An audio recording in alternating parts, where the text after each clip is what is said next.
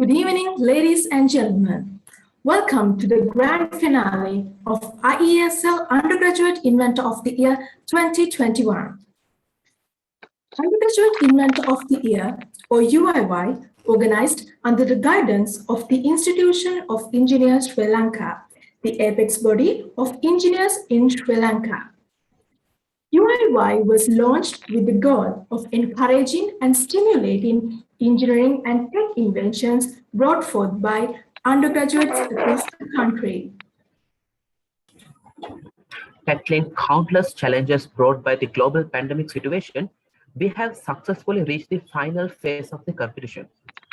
Today is the day where all these skillful and talented finalists will have the opportunity to get crowned as the Undergraduate Inventor of the Year. Without going any further, I, Pumi, together with my co-host Vasat, welcome all of you with a very big heart on behalf of the IESL UIY committee.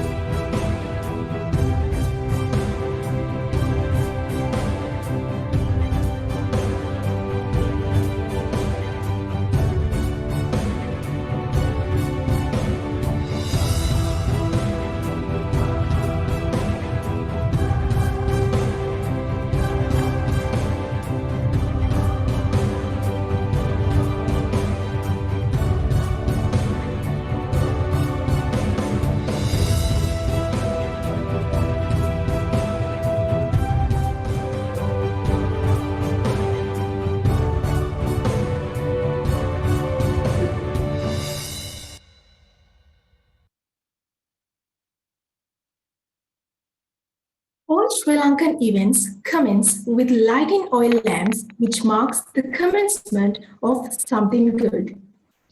Even though we cannot carry on in a physical environment this time, let us keep up with the tradition and have a virtual oil lamp lighting ceremony. Darkness cannot drive away from the darkness. Only the light can do that. As a candle loses nothing by lighting other candles, let's be candles with light and light up the world. Keeping this valuable thought in our heart, let's remark on the inauguration of the ceremony. To do the honor, we have an esteemed gathering among us. Engineer K.P. Ayo Dharmapala, President of ISL. Engineer Arjuna Manamperi, President of Elect of ISL. Engineer M.R. Ranatunga, Council Member, Chairman of Electrical, Electronic and Telecommunication Engineering Sectional Committee of ISL. Dr. Gamini Kolatunga, the keynote speaker of today's event. Engineer Ramji Kuberalingam, Council Member of ISL. Engineer Navodana Kankanamge, Council Member of ISL, Chairman of ISL GIY UIY. Dr. Dulni Mudunkotua, the Secretary of ISL GIY and UIY.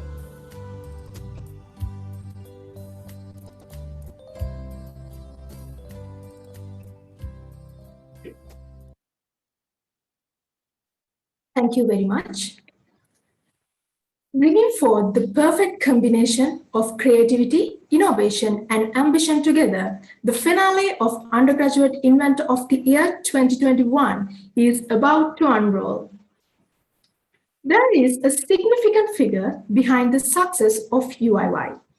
If we were a massive vessel in an unknown ocean, he was the one who drove us through waves and storms towards the right path. He was there to encourage and strengthen us with every step we took as a team. He graduated from the Department of Electrical Engineering, University of Moratuwa in 2009, and he is a chartered electrical engineer at Ceylon Electricity Board. He completed his master's in electrical engineering from University of Moratuwa in 2015, and he is a corporate member of Iesl. He is acting as a council member of Iesl for the year 2019-20 and 2021. He was the chairman of the Young Members section of Iesl for the year 2019-20. And he is none other than Engineer Navodana Kankarange, the chairman of the Junior Inventor of the Year and Undergraduate Inventor of the Year Committee for the year 2021. I cordially invite the source of our strength, Engineer Navodana Kankarange, to address and welcome the gathering in this evening. Over to you, sir. Thank you, Piyumi. Good evening, you all. Welcome to the Iesl Undergraduate Inventor of the Year 2020 final competition. This is initiated by the Iesl to provide a platform for engineering undergraduates to showcase their innovativeness to solve real-world issues.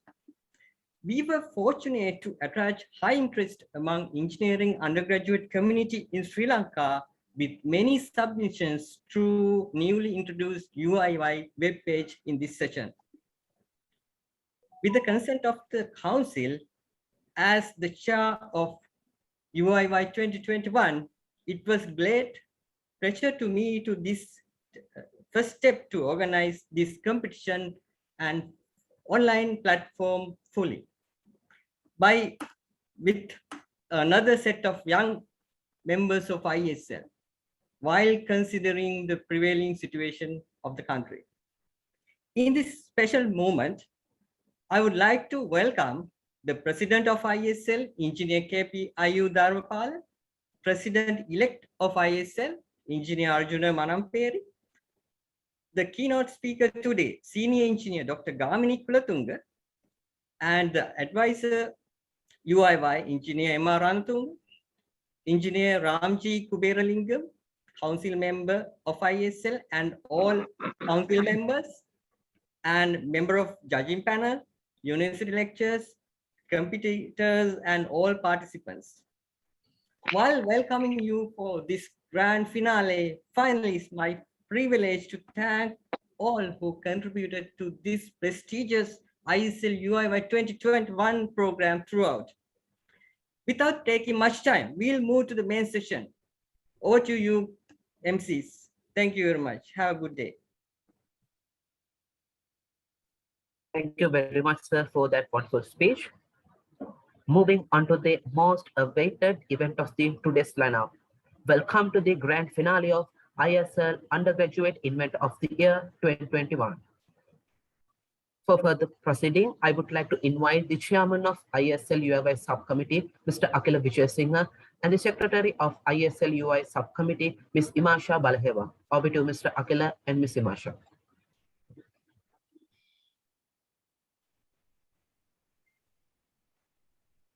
Thank you, Vasant. Okay, so let's officially commence the grand finale of the Undergraduate Inventor of the Year 2021. So let me brief you on how the competition is carried out. As you already know, we have 6 finalists, and each team will be allocated a time slot of 20 minutes. There, a short video clip will be played at the beginning, and then the teams will be presenting their projects. It will be followed by a Q&A session where our eminent panel of judges and the audience get a chance to direct their questions to the teams. The judges can simply unmute themselves and raise the questions, while the audience can raise their questions through the chat box. That's it for the brief introduction. Now it's time for the competition. The audience is ready, and the judges are ready too. So, dear contestants, are you ready? Yes, I know you all are ready too. So we wish you all the very best. And here we go to the grand finale of the Undergraduate Inventor of the Year 2021. Please welcome team number 1, Mr. Akila Karunanayaka, Mr. Vishwarupa Singha, and Mr. Tisara Manohara from University of Peradeniya, presenting their project Autonomous Landmine Detector.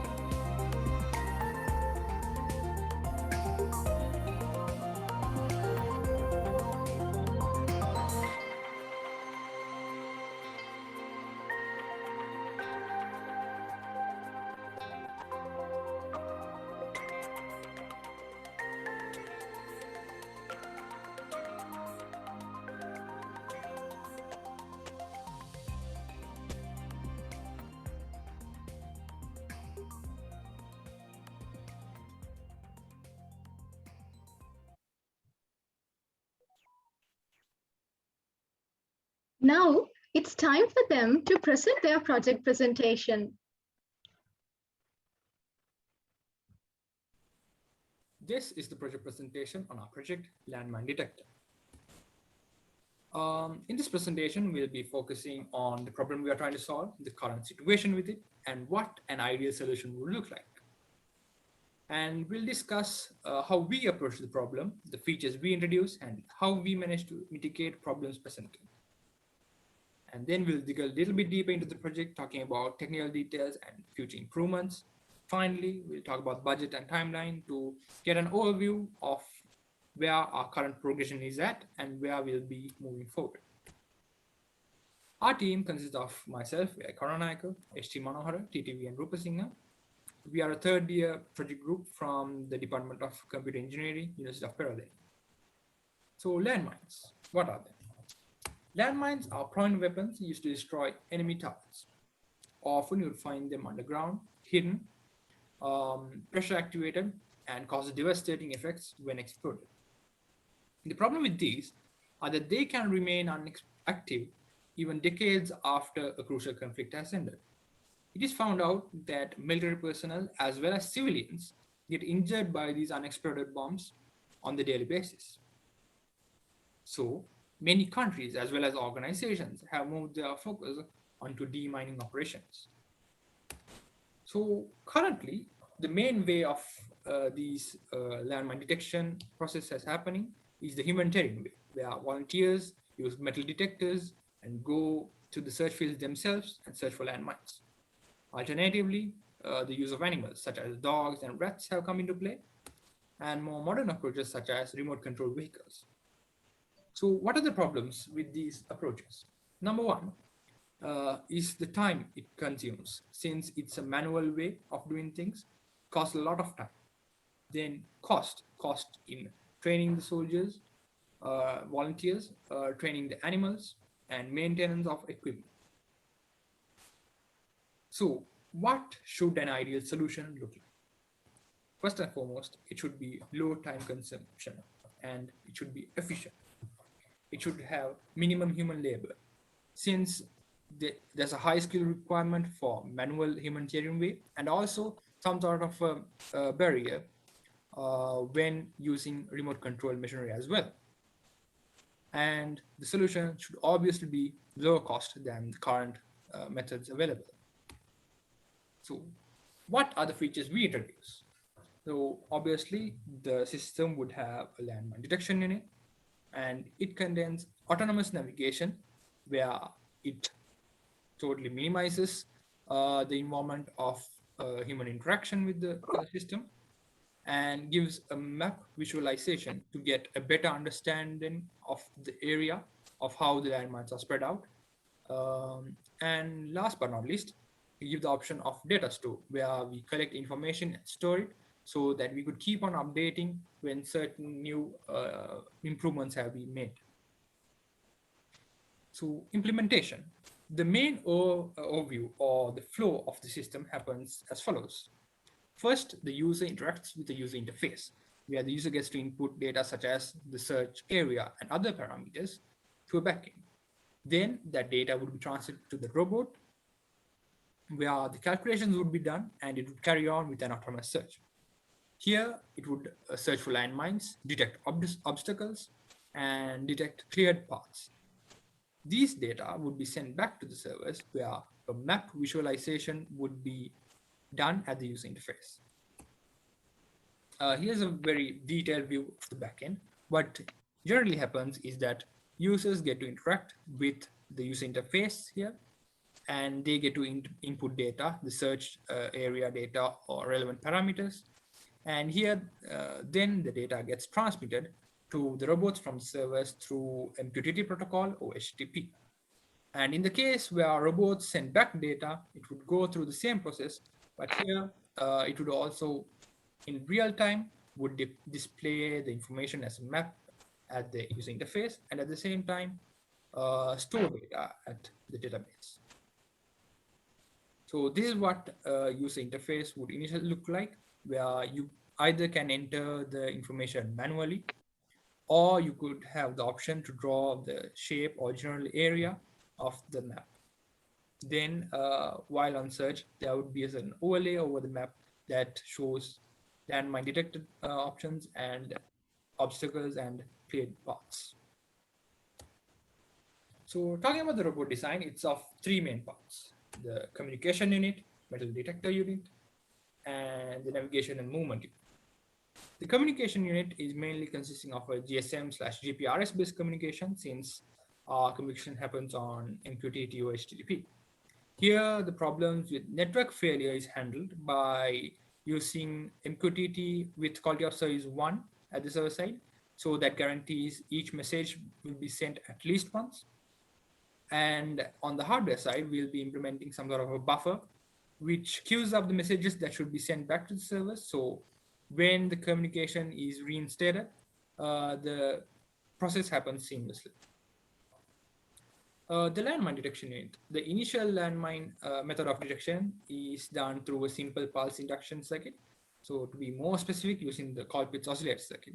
Here we can change the frequency of the metal detector by changing the current through the inductor coil. Alternatively, we'll be developing as future improvements to implement things like ground penetrating radar and radio frequency based metal detection. So navigation is mainly done by a combination of the new 8M GPS module coupled with the GY80 IMU. These sensors are important in robot positioning, specifically the magnetometer and gyroscope, since the whole system is sort of a GPS waypoint based navigation system. These sensors are very important. The obstacle detection happens using ultrasonic sensors. Since this is an outdoor robot, we'll be adding the human humidity and the temperature compensation values for the distance values. Talking about movement, the whole system is a 4-wheel drive method. So we'll be using 4 12-volt DC motors with 150 RPM. The motors will be driven using a separate microcontroller for the system. Here, the feedback values would consist the encoder values from the motors in themselves and the sensor values from the IMU, such as the magnetometer, gyroscope, and the accelerometer. This is a very high overview of all the hardware components, main hardware components from the three parts of the robot. So here we can see that the node MCU is the main unit controlling the robot. And here we see that there's a separate microcontroller for the communication unit, SIM900A for GSM communication, and SD card, which is the buffer that I mentioned earlier.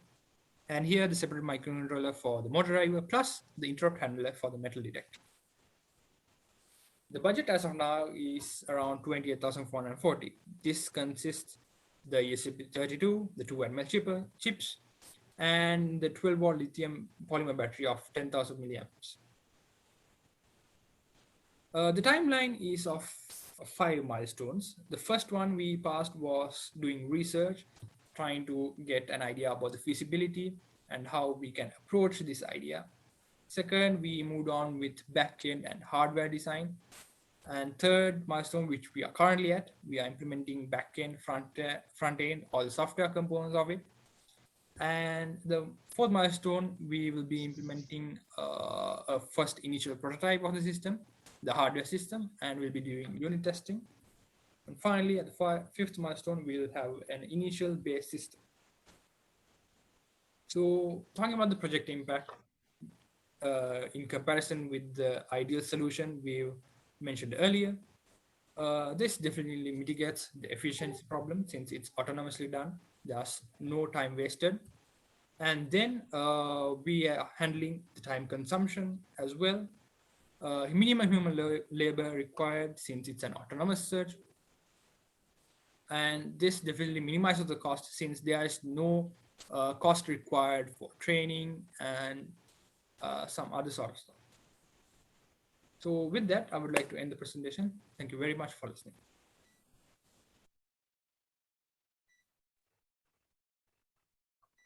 Right. Thank you, contestants of team number 1. Now let's move on to their Q&A session. We'll first give the chance to our esteemed panelists to raise questions from the contestants, and then the distinguished guests and the other participants in the audience get the chance to direct their questions through the chat box.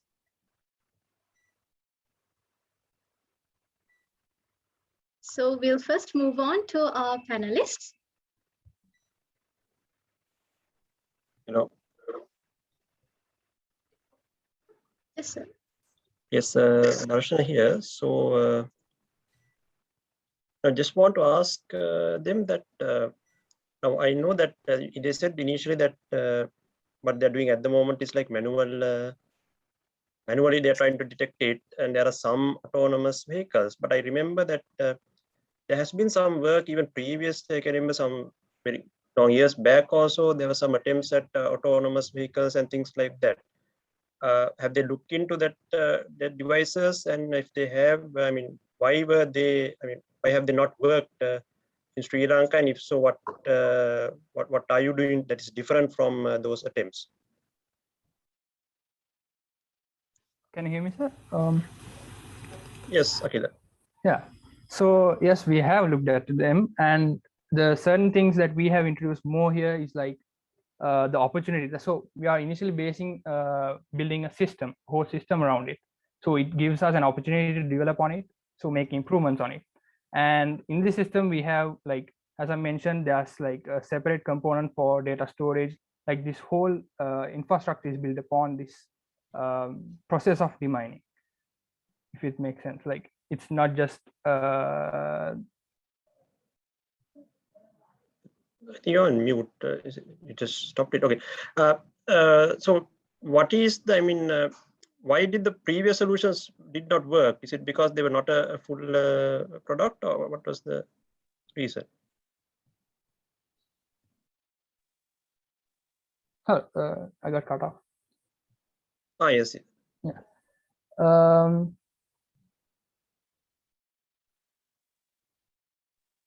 Yeah. So we looked into them as well, but we decided that we could make some different changes, like in the method of detection and how we approach like visualizing the data and stuff like that.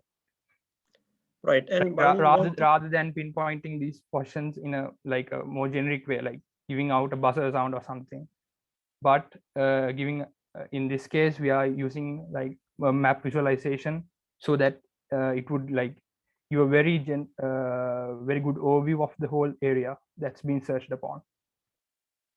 Right. And one more thing, I didn't see anything in the presentation about the actual robot that you're sort of going to build. I think I saw a little bit of a design in the 3-minute video. Yes. Can you explain a bit about the robot itself? Yeah, so we are trying to get the robot with an aluminum chassis and hopefully get some acrobatics panels for mounting and unmounting certain devices. But we haven't yet finalized all the necessary details as of yet. All right. Okay. Thank you. Akila, this is Ruan. Yes, sir. Yeah, Akila, I would like to ask, is there any reason why you didn't went into the like a drone? Because you had selected to go over the ground. Generally, landmines are pressure triggered, right? Yes. And is there any mechanism in your system to detect plastic explosive? And what would be the time of your equipment in the field? How long will it can operate in the field? Okay. So for the first one, drones, yes, we have looked at it. Sorry, sir, you were saying something? Hello. Hello, go ahead. All right. So for the first question, yes, we looked into the drones, but after some discussion with the lecturers and all, we decided as an initial step, we should move on with the ground-based system, so we could get a field of it. And What was the reason?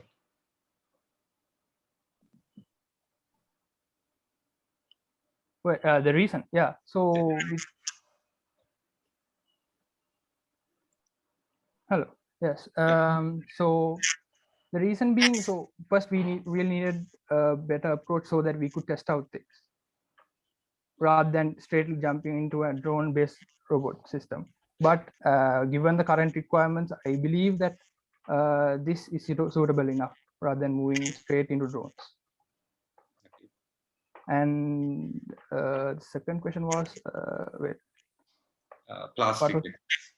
Yeah, plastic ones, no, not currently. That's why I mentioned in the presentation as well. So the base system that's currently being built is planned to be finished within the next 2-3 months. So in that time period, we are planning on getting that metal detector to work as a landmine detection device. And in the field? Sorry, I couldn't hear. Time in the field, how many Yeah, so hours? Is, time in the field currently with the battery that we are trying to occupy, it's like 1.5 hours. So it's limited by the battery capacity. And yeah, that's why I wanted to check with you, because if you go for a longer time, yeah, your autonomous vehicle can create a pressure triggering system, right? yes, So it will be very, very crucial in your situation. Please look into that part, how the autonomous vehicle can prevent the pressure triggering. And this would be a very good invention, Akila, if you can look into this one to develop. That's mean now you are trying to get to detect landmines after a war. During in a war, if you can detect it on a field, right, on a drone, it will be one of the highly marketing equipment. You can sell it, right? yeah. Thank you.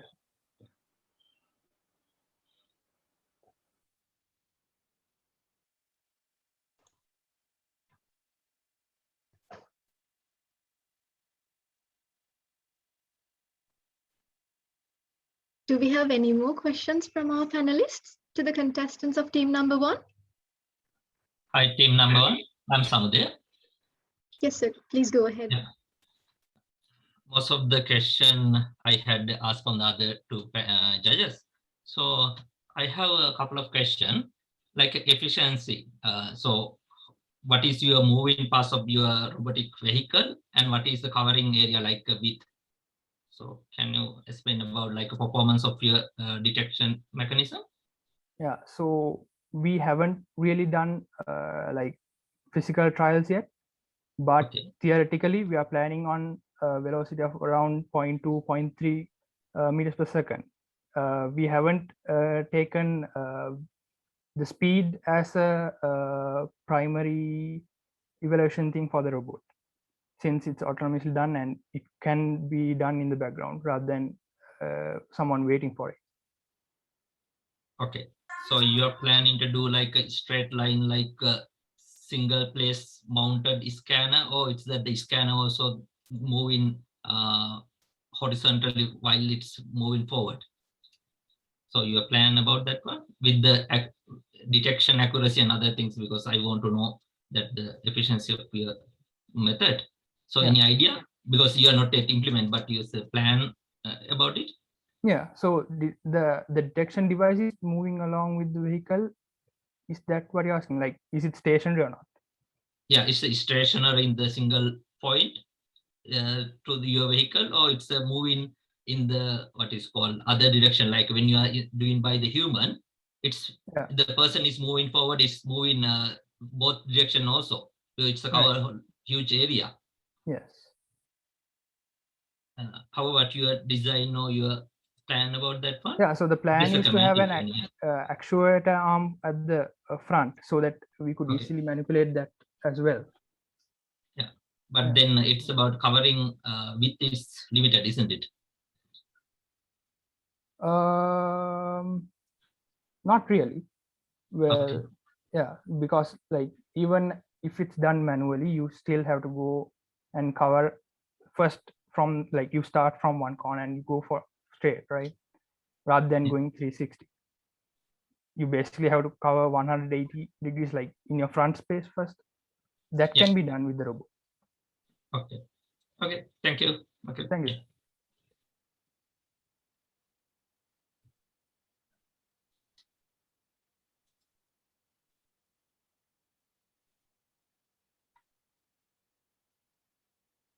Okay, we've got a question from the audience.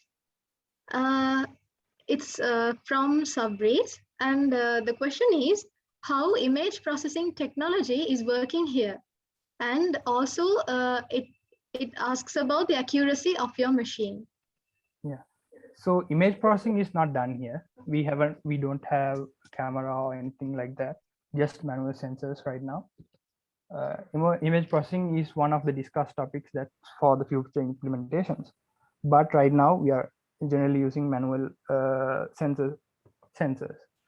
And what was the next one? Yeah, the accuracy of the machine. Yeah, so the accuracy would be depending on the metal detector that we build. So right now the landmine detection is done using metal detectors set up to certain frequencies. That can be arranged in the robot.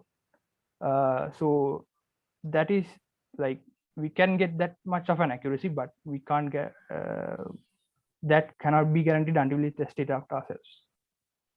All right. Thank you for raising the question, Sabrit. And are there any more questions? Hello, I'm Sulochana. Yes, madam, please go ahead. Yeah.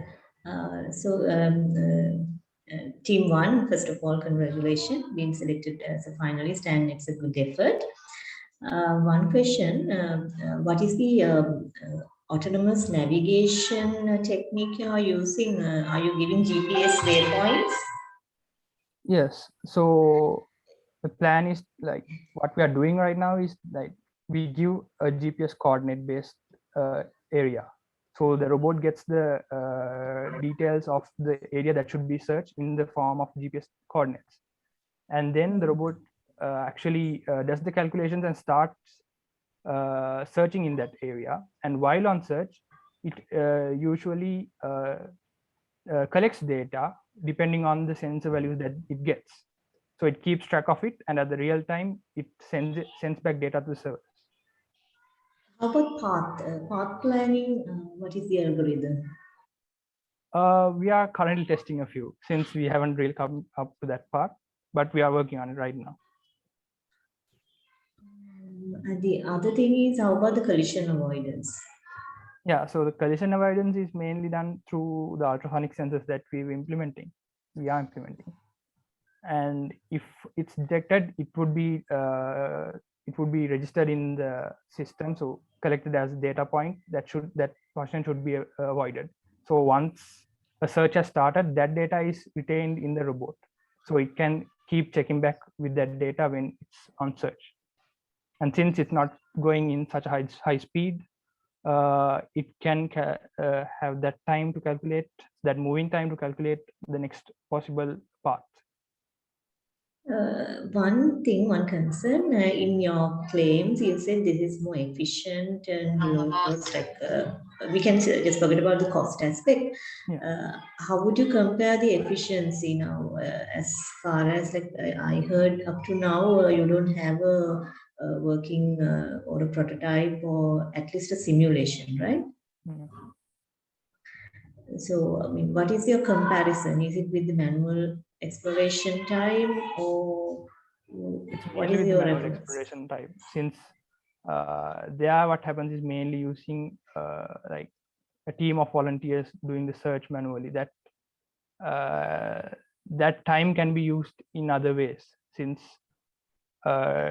using human labor.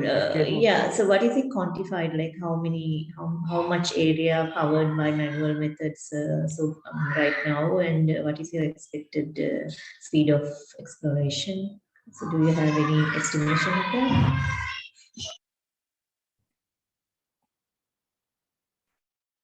Yes. So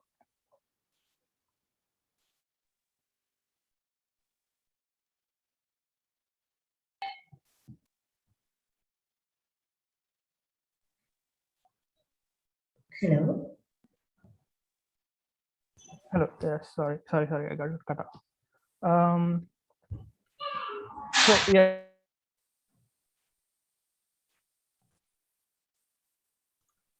Yes, Akila, please go ahead.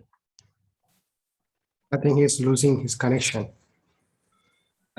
Can Tisarao with Vishu Navanjan can take the questions?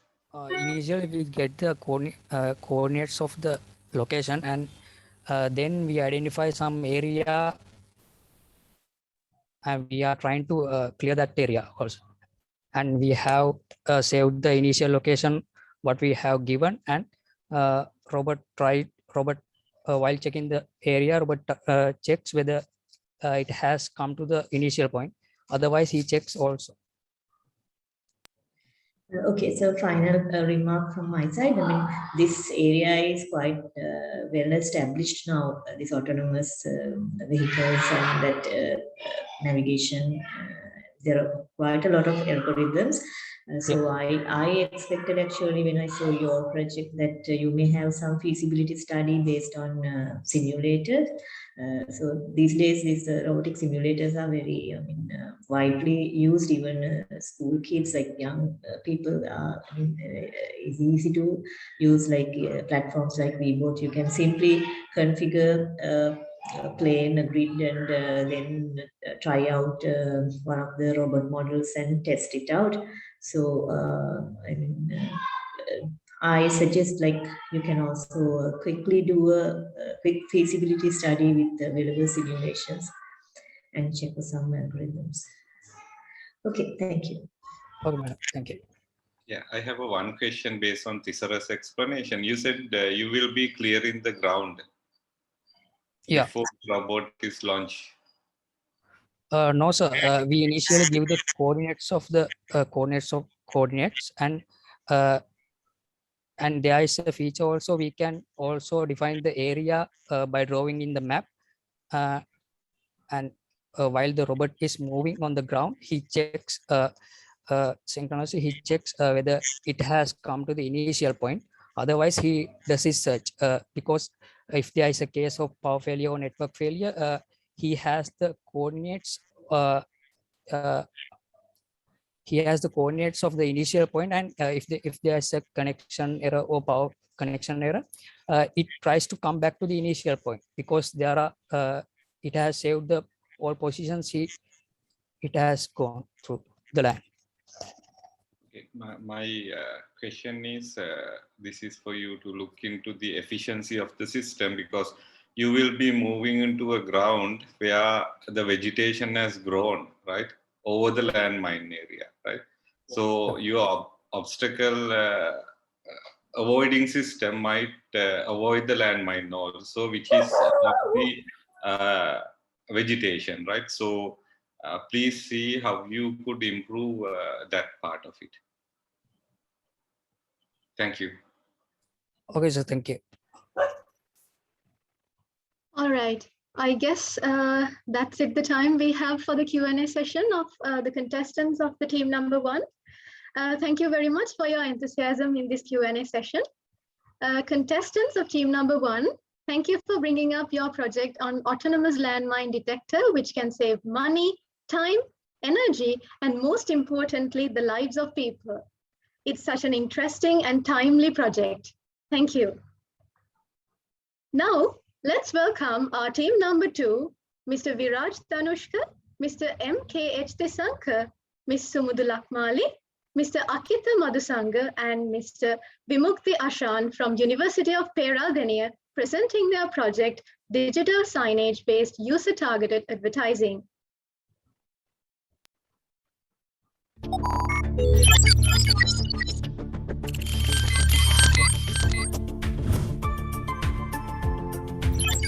Digital signage-based user-targeted advertising.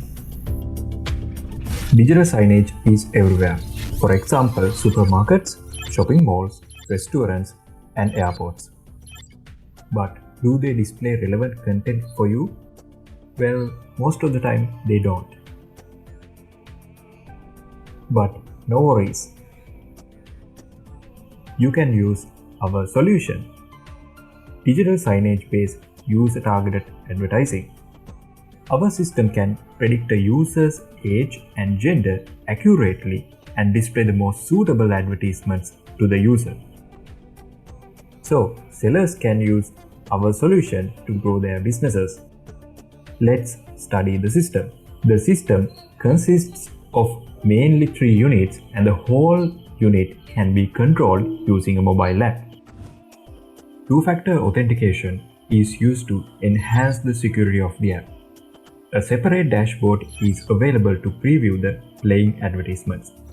Multiple signage and power supply units can be controlled using a single mobile app.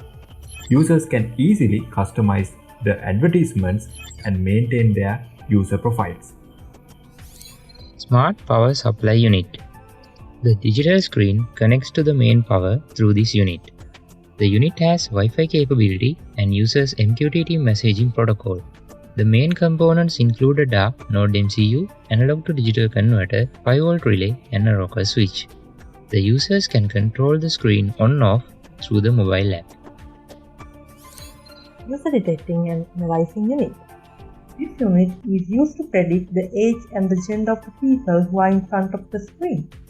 It is fitted into a stand in which the length between jaws can be adjusted according to the size of the box. And the stand also consists of an adjustable hand to change the angle of the camera. This unit mainly consists of a Raspberry Pi board, camera module, cooling fan, and an LED power switch. All machine learning algorithms are running inside RPI board. Digital signage control unit. The controlling unit is the heart of the whole system. The system fetches the identified person's age and gender in real time and displays the relevant advertisements. It mainly consists of a Raspberry Pi board, an LED power switch, and a cooling fan. Are you a salesman who is bored with less sales? The best marketing solution is digital signage-based user-targeted advertising. Signage will promote the right product for the right customer for you. Thank you.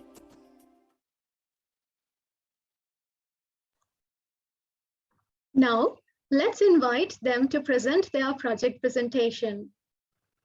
So our project is digital signage-based user-targeted advertising. So existing digital signage solution display advertisements without targeting users in front of the screen. But in our solution, we display the most suitable advertisements considering their age and the gender. Right? In our system, user detecting and identify unit captures the user and predicts the age and gender. According to that, best advertisement will be showed by digital signage controlling unit. With the smart power supply unit, you can turn on or off the digital screen by mobile app. The digital signage owner can upload the advertisements as Google Slides through the mobile app. So why we use Google Slide here is because of that we could reduce the cloud storage in our system, and the users can easily edit and look at a preview before saving them. Next slide. In user detecting and identify unit, the taken image from the camera is processed inside the RPI with machine learning algorithms, and the results will be updated real time in Firebase. Next slide. According to those updated age and information in Firebase, the best advertisement will be fetched from Google Cloud and will be displayed in the screen. Okay, here you are seeing the our backend, which is the Cloud Firestore, and this is our VNC viewer, and this is the SSH terminal for RPI. Let me run the code. And this is the image what we are using to test. So you saw that there were two people in the image, so it falls under the generic advertisement.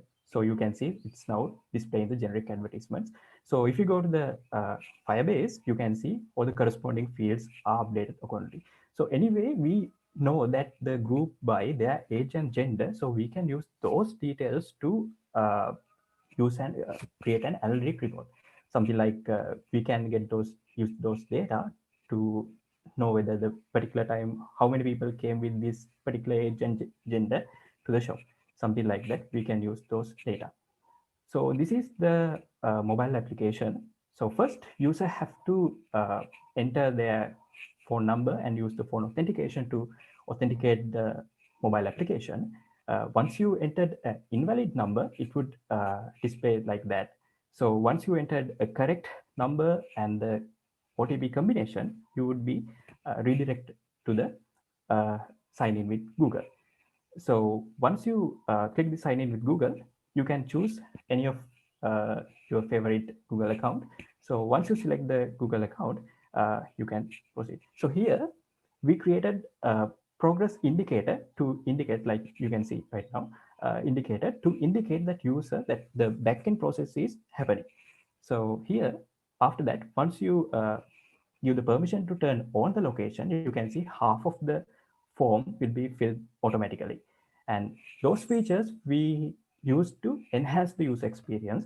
And you can see after you fill in the other missing information, you can hit next button to the proceed to the application, look into the application. So here, let's close this application completely and let's reopen the application.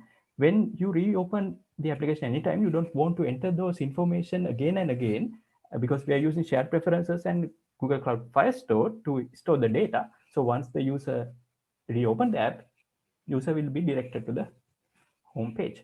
Let's go to the page to control. It allows the control access. Here, when you adding or removing a device, you have to use the serial number, which is the MAC address we have given. But you can see this is the way it looks like when you add a new device, but it is not very user friendly. So you can rename the device. So if you rename it like this and hit the rename button, it would be renamed like this. So here, using this functionality, you can manage multiple devices from a single application. In this page, the bottom part of the page, you can see we have used all the UIs to enhance the UX.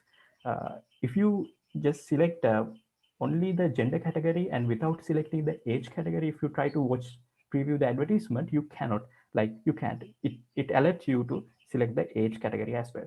So once you correctly choose the both age and gender categories, you can go ahead and watch the preview of the advertisements that you have placed. So here it opens with the Google Slides, as you can see. Then let's say I want to edit the generic advertisement. So what I want to do is just select the generic advertisements and click the add access button in here. So once you do that, you are asked to choose the Google account which you want to edit the slides. Then it open with the Google Slides. So you can click the slide you want to edit and go to the edit slide. Then let's say I want to play some random shape. So I'm gonna hit this plus button and choose the shape. So I'm going to add this rectangular shape. So once I add this, I have to save it. Then after that, I can X out and go to the previous pages finally to the main page. So here you are seeing the green button which says user targeting is on. Let's say what if I I hit it again, you can see it's no longer user targeting. It stops user targeting, displaying the user targeting advertisements. And once I hit again, you can see it automatically real-time updates the Cloud Firestore and it start to display the ads with the latest changes. So here this process happens automatically from the next user onwards as well. So let's go to the dashboard. So in this dashboard, we have created, user can preview the current playlist. If you hit that preview button, you can see the preview of that current playlist. So let's go to the profile page. In this profile page, you can see all the details that you have previously added. And if you choose the edit button, you can edit those details, and using the logout button, you can log out. And I will explain the smart power supply unit we have built so far. This is the hardware implementation of it. The digital screen will be connected through a 5-volt relay, and it is triggered through a Node MCU Wi-Fi module, and it is powered up using an A to D converter through the main power supply. In the software implementation, we are using an MQTT broker to communicate the app with the Node MCU. For that, we are using, for the topic, we are using the MAC address of the Node MCU. And once the application publishes a message, which is on or off, the Node MCU will subscribe to that topic and it will trigger the relay module accordingly to control the digital screen. And the Node MCU board will be connected to Wi-Fi using the Wi-Fi manager library, which we have implemented for the user friendliness. And I will explain it in the demonstration. And here I have set up the smart power supply unit. And here is our Firestore console. And on the right side, we have the application. We have put some indicators for the smart power supply. When we turn it on, the red light will indicate that we have turned it on, and the green blinking means that the Wi-Fi is trying to connect. If it stops, it means we need to configure it to shop Wi-Fi at the beginning. So the users need to configure it using the Wi-Fi manager. For that, they can go to this. This is the power supply, the hotspot it created, and the shop Wi-Fi is here. And we need to connect this power supply to the shop Wi-Fi. So once you hit it, you will be directed to the power supply, the Wi-Fi manager page. So to configure the Wi-Fi, we need to give the shop Wi-Fi credentials and give the password, then save it. So when saving, The green LED will lit up. It means that it got connected successfully to the smart power supply. Now we are able to communicate with the digital screen by turning this power supply on and off. So here we will, if we go to the application, we go to smart power supply page. Here we can choose a smart power, the power supply we want. I have already added and renamed this device as shop front. And once I click it, we get the alert that it got connected successfully. And now we can publish messages through MQTT, so that when I hit this red button, the currently screen is off. When I turn it on, the plug socket will turn on automatically. And the page is also updated in the cloud Firestore, and we can turn it all off also. And another functionality I'm going to show is once the screen is on, and if we disconnect the Wi-Fi, then we don't have a connection, the green LED will start blinking. It means we lost connection, but the previous state is already there because the screen was on previously and it still retained. That is a feature we have added here. And once the connection is back on, we can see the green light blinking will stop. It got connected successfully, and now we are able to communicate with the device again by publishing messages easily.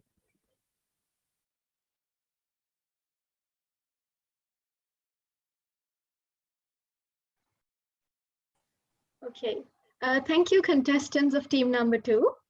Now it's time for their Q&A session. We encourage the audience to come up with questions too, but as usual, we'll first proceed with the panelists. Dear sir and madam, do we have questions for the contestants of team number 2? Hello. Sorry. Yeah, Sulochana here. Actually, for team number 2, I would like to thank for your effort in bringing all your concept into a nice prototype. Your software seems quite complete with all the interfaces and demonstratable outputs. And I would first like to thank you for your effort. One thing about, I could see very detailed designs of your mechanisms. And did you check for any patentability of any of these ideas, the design parts of your project? Yeah, actually, madam, we having some sort of discussion with our university have something called ETIC, which like pre-incubation project. Like they are always checking those and yeah, helping us.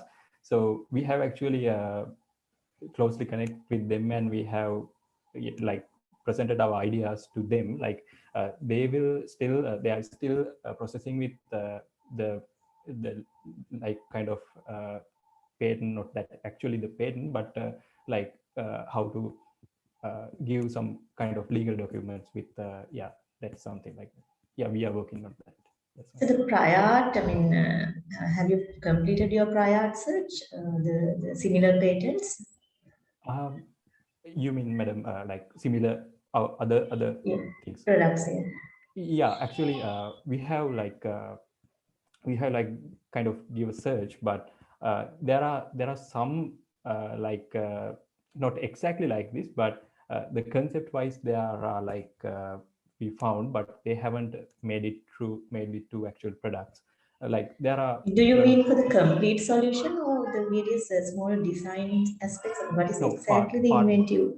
Yeah, parts by parts, like no other solution we could not find like exactly when we think about the complete solution there, we could not find any. But like, let's say, talk about when a smart power supply unit, there are some units out there, like but there are some slight differences. Like we wanted to like to get minimum cost, like because we want to actually target with I don't think actually the cost will give you any inventive aspect for patentability. It has to be a technical, scientific difference. So as a concept wise, yeah, I mean, I would suggest you to think more and do a proper prior search and see some aspects of your project maybe inventive enough to file a patent. Sure, madam, we will do that. Yeah. Okay. Congratulations. Thank you.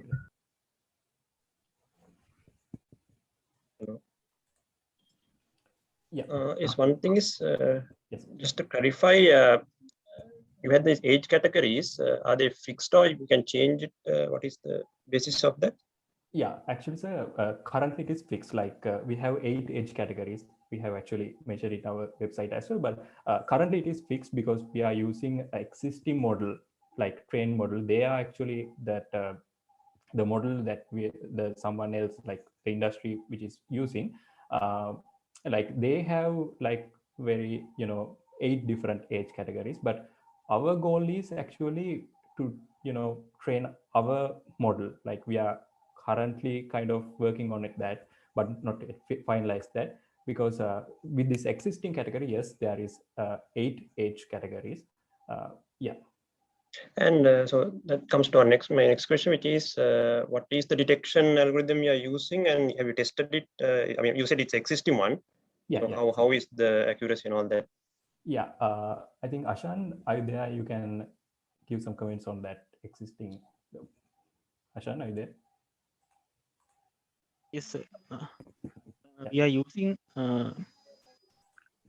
pre-built, pre-trained model trained by Uiy and Hasner. Train, what you mean by accuracy? Yeah,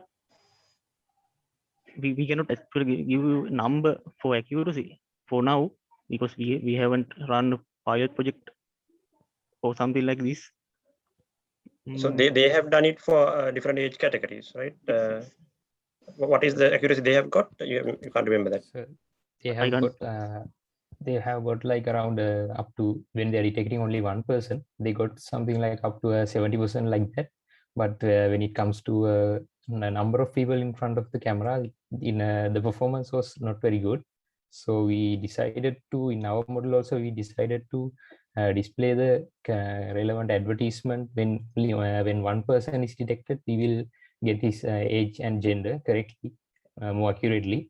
But when a group of people is displayed, we have the issue that we cannot identify them correctly. So we decided to go with the generic advertisement category, so that we can not give some false outputs from the advertisement page. Generic, if you cannot detect, is it?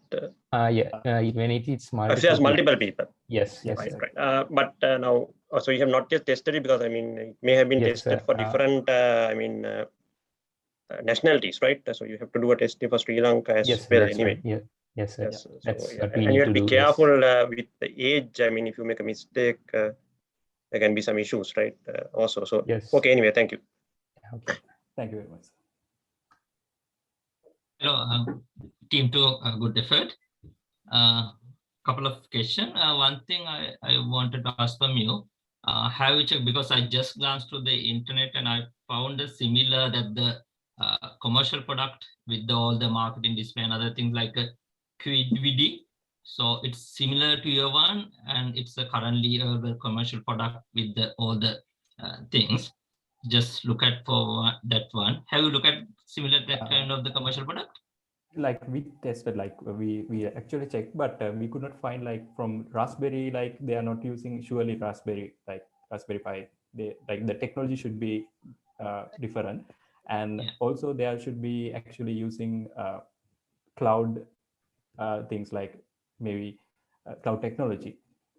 Like yeah, there might be definitely differences with that. Yeah.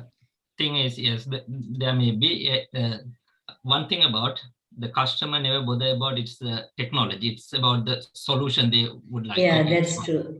That's true. It's Raspberry or maybe even the behind thing is a PC. Doesn't matter for them if it is the small and the power consumption is low and other things.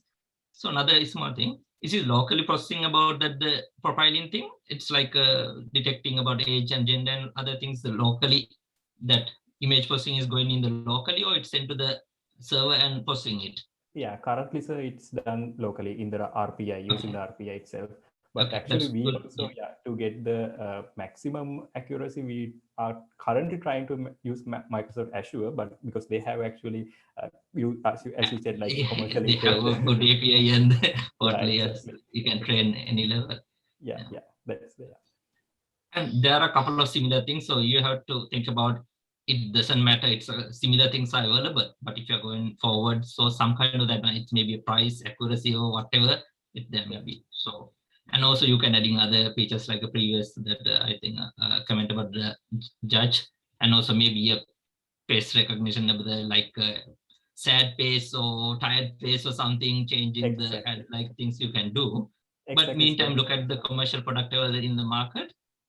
And second thing I want to, those are a little bit parameterized things you can change. It is the face detection and people are passing that point. Okay. So how long that advertisement going to show, and the people maybe miss, another person can see that like things can be happen in the future, fine tune. So these are the practical issues maybe you have to face in the future when you're going forward. If you're going to like patent or whatever the like copyright things, look at the market available product also. Okay, thank you. Good luck. Yeah. Thank you very much, sir. Thank you. Danushka? Yes, sir. Basically, I would like to request you, when you're commercializing this product, how the data piracy, that means data, you will be retaining some of the personal data of the people, right? How it's going to affect on commercially marketing this product. Have you surveyed that thing? Yeah, actually, so we kind of look into that. Like it's like that because even the CCTV cameras are there, like No. every shop. Yes, yeah. It's okay, but here it's a different scenario. You will be retaining some personal information. Like that, but we are actually guessing that, predicting their age and gender, right? It's because totally up to us. Like we are just capturing their email, profile page. Basically, on your presentation, you showed the address and everything will be displaying when you are secondary logging into the system, right? So those are very personal. Like in Sri Lanka, we might not have very strong laws to stop violation of those things. But when your invention would be an international thing, right? So you please look on to that aspects also, how you are going to cope up with retaining of personal information. Yeah, so actually to add in that a little point, we tried something like that. Currently we are trying, like you can get the publicly put profiles, like Facebook, they might have used publicly, they have given their data like that. We can use, to because we cannot get their face only to our account. Like we need to get what are they actually prefer. Like there may be some brands like they are usually like to wear or something. I just like those data actually we have to get from the those public profiles if we enhance the solution. So in order that, yes, there might be privacy issues. We will definitely look at that. Yes. Okay. Thank you. Very much, sir. Thank you.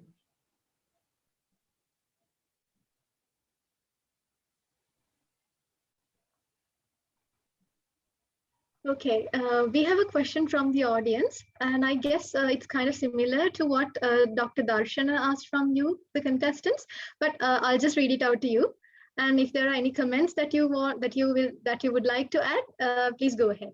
The question is, what type of a model you built to detect the age and gender from people? Is it a classification model or a detection model? Would you like to add something to this? Yeah, I think Hans. We actually both we have there, because we are identifying the person in front. For that we need the classification models. We are using OpenCV for that, and also for the detecting age and gender, we said that we are using a pre-trained model with different age categories, and so far we are trying to improve that so that the accuracy will be getting higher. So that's what we are currently working on. All right. So it is classification model.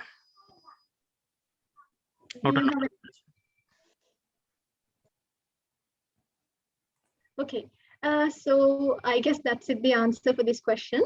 And so we have actually exceeded the time allocated for the Q&A session. So we'll move ahead to the next one. Thank you very much for the contestants of team number 2 for participating in our competition. Digital signage-based user-targeted advertising. It seems interesting, right? Well, this is an attractive digital advertising method for customized advertisements. So contestants of team number 2, thank you very much for your project. With that, we'll be moving on to our contestant number 3, Abdul Ahmed from University of Sri Jayawardenepura, presenting the project titled I See You.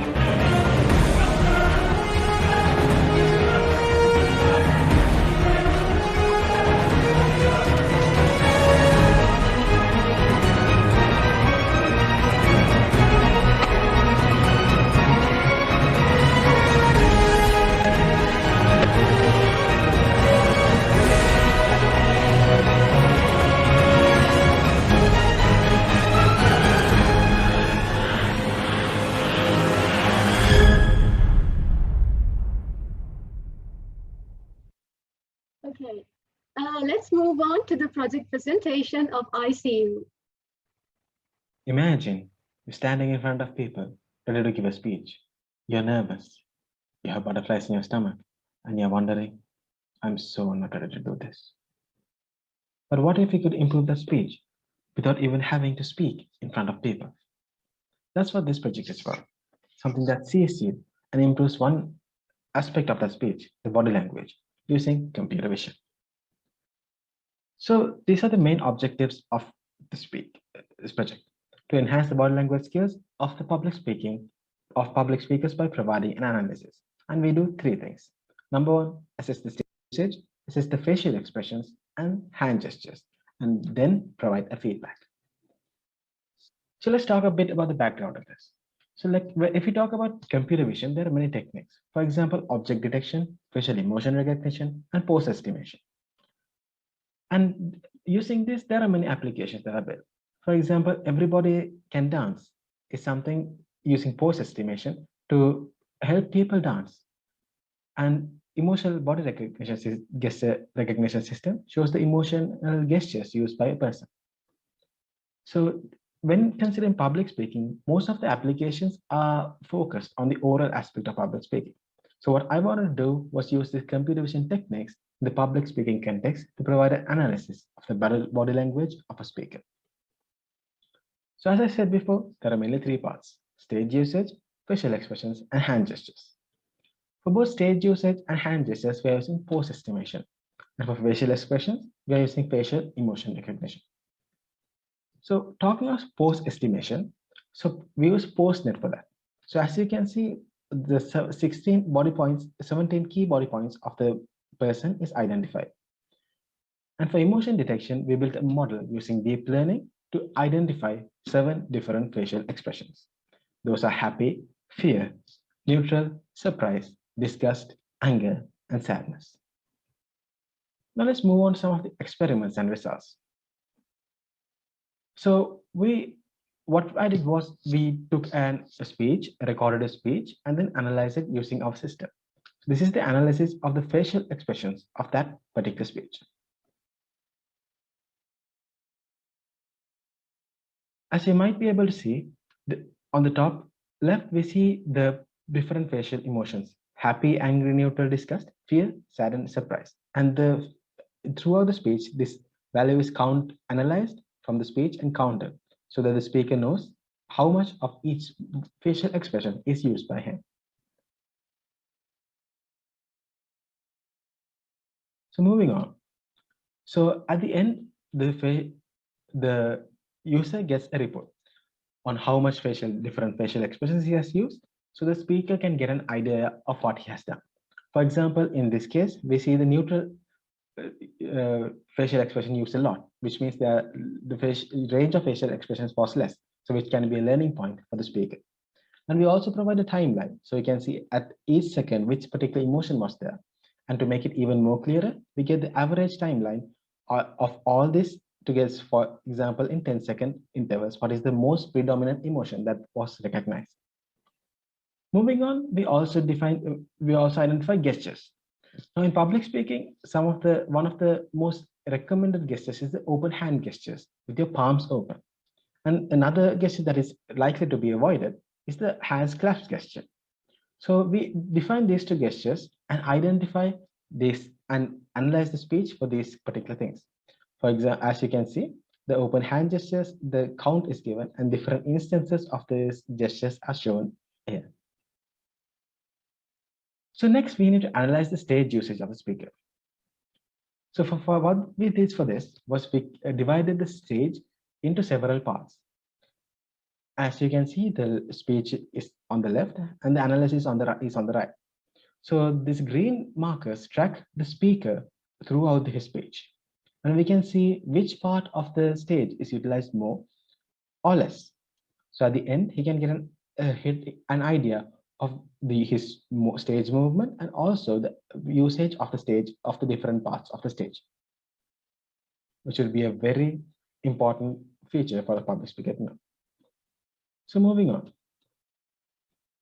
So this would be the stage analysis showing the different movements. And also we provide a timeline where you can see in each second at which zone was the speaker in.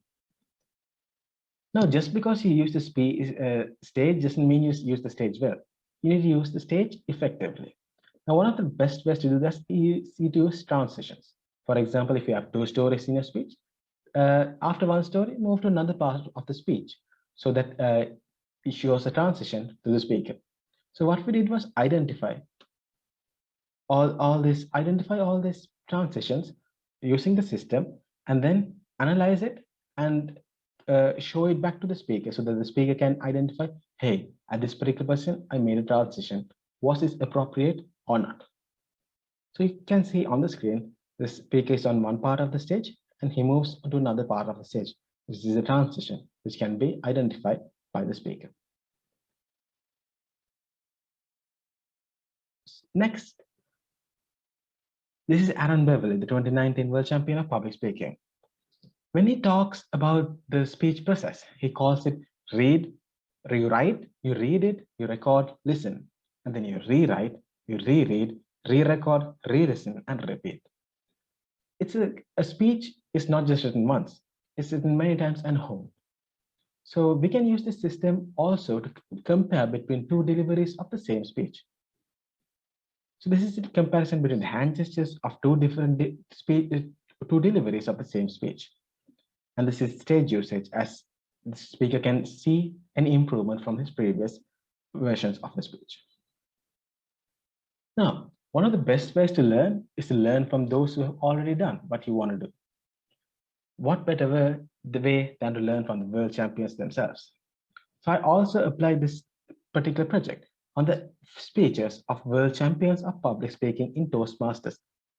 So as you can see, this is the 2020 world champion of public speaking, Mike Carr, and this shows the stage analysis during his speech. And this shows the facial expressions that I analysis of the speaker. And I think you might be able to see a wide variety of facial expressions used by the speaker.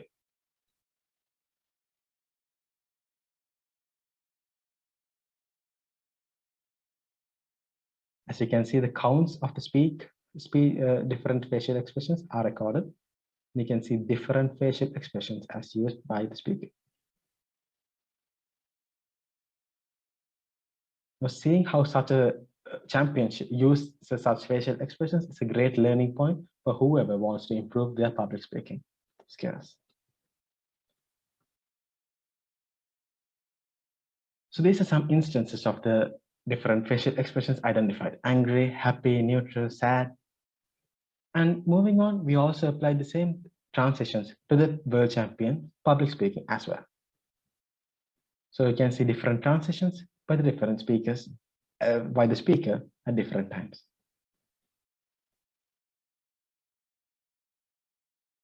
Now, we developed this for a system that uses a single camera. But I also improved this to be able to identify the hand gestures when the speakers were on stage. So as you can see, these are the finalists and the world champions of different Toastmasters World Champion public speaking. So you can see Dhananjay Hettiarachchi, Aaron Beverly, Ramona J. Smith. So you can see different hand gestures used by them. The open hand gesture, which is a very common gesture and very encouraged gesture to use, and the hand clasp gesture. Now, some of the limitations of this is that the video needs to be taken by a single stationary camera. Also, a single person needs to be within each frame. Also, the accuracy is a bit less when the entire body of the speaker is not within the frame. Now, we need to get feedback, right? So I got from the experts of this bit, the Toastmasters and Gavaldis. So some of the higher benefits that they highlighted was this system was not subjective. It did not depend on different people. And also, if you give us the same speech again, it will take several weeks, right? And the improvement will not be very marked to a human evaluator, but this system can handle it. Now, and this feedback also suggests that this product would be a commercial viable product because it really solves a problem that people have. Now, some of the future improvements that they suggested were to add matching and validating the emotions expected by the speaker from a particular story. What they said was different stories have different speeches have different stories, and different stories have different emotions. So by getting the emotion that the user expects and analyzing and seeing, is this actually the emotion that we see, will be a very big learning point for a speaker. And we can also provide quarterly reports, not just at the end of the speech, but also in the quarter stages. So these are some of the suggested future improvements for the Toastmasters. Thank you, and over to you.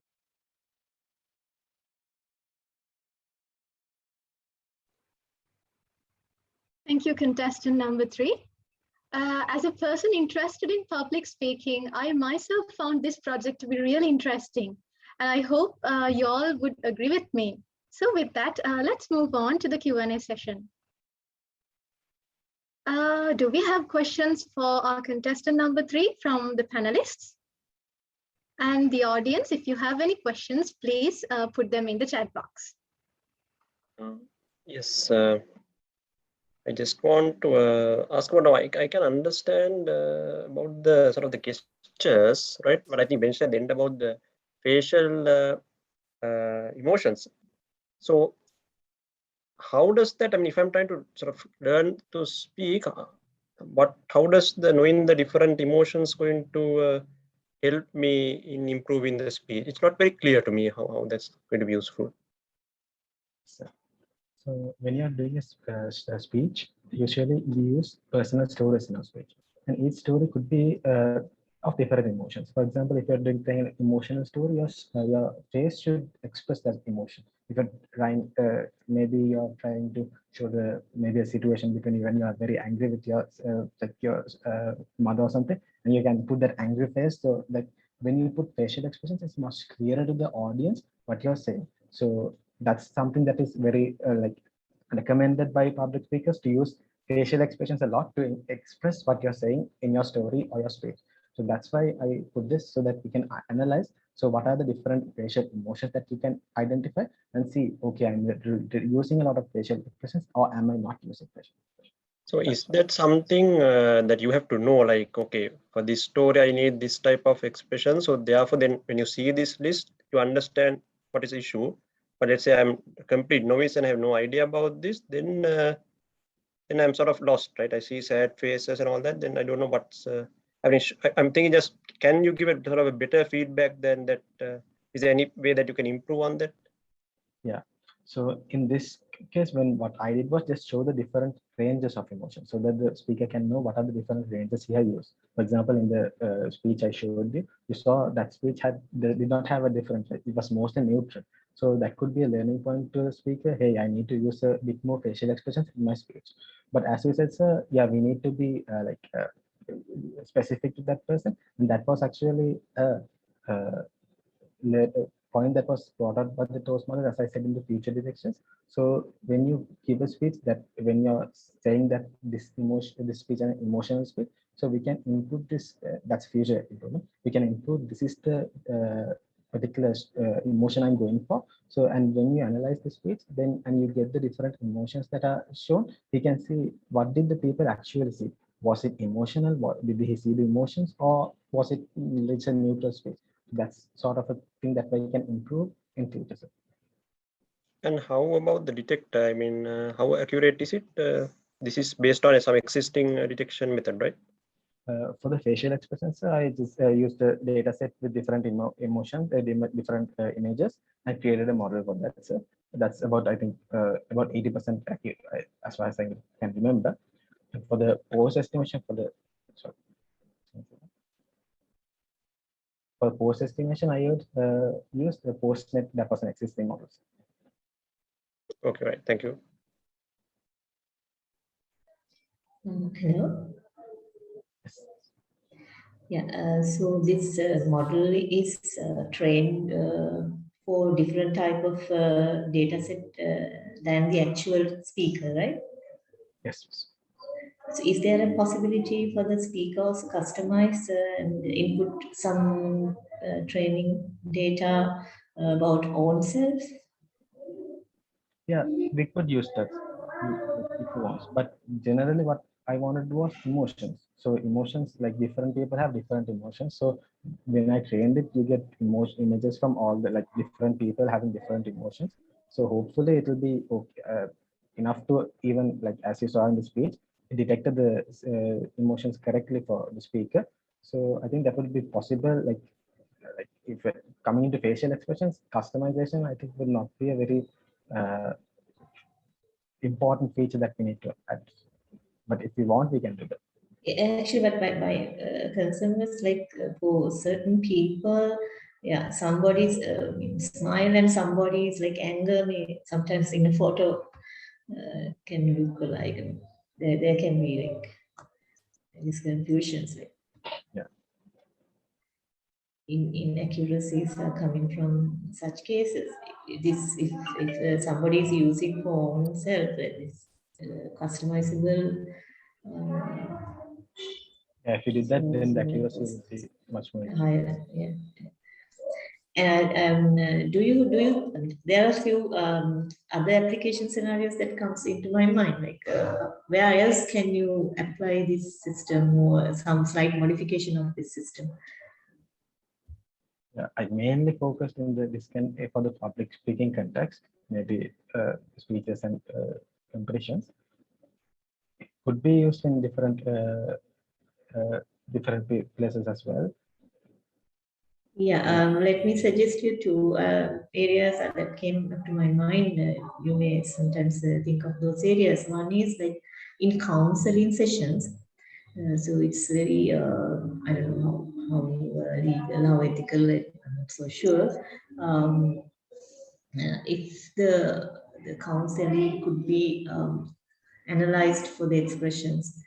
Sometimes the expressions that the counselor misses, he can later watch the video and or get alarmed or get some annotations on the video. Right at this point, the counselor was in sad mood.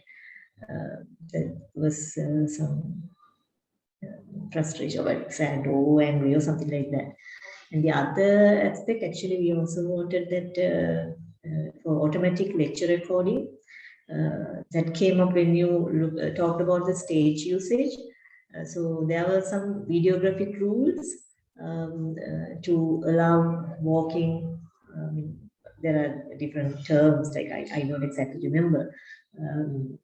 Various spaces you have to keep when a person walks towards a direction.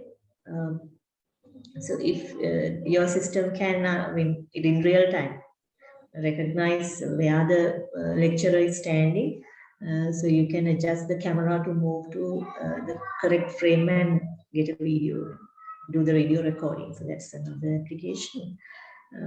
Yeah, so it's an innovative application of existing technologies, tools. Congratulations. Thank you, Rafizal. I think about that's a great, good points that you said. Hopefully, I'll think about that as in the future. Thank you.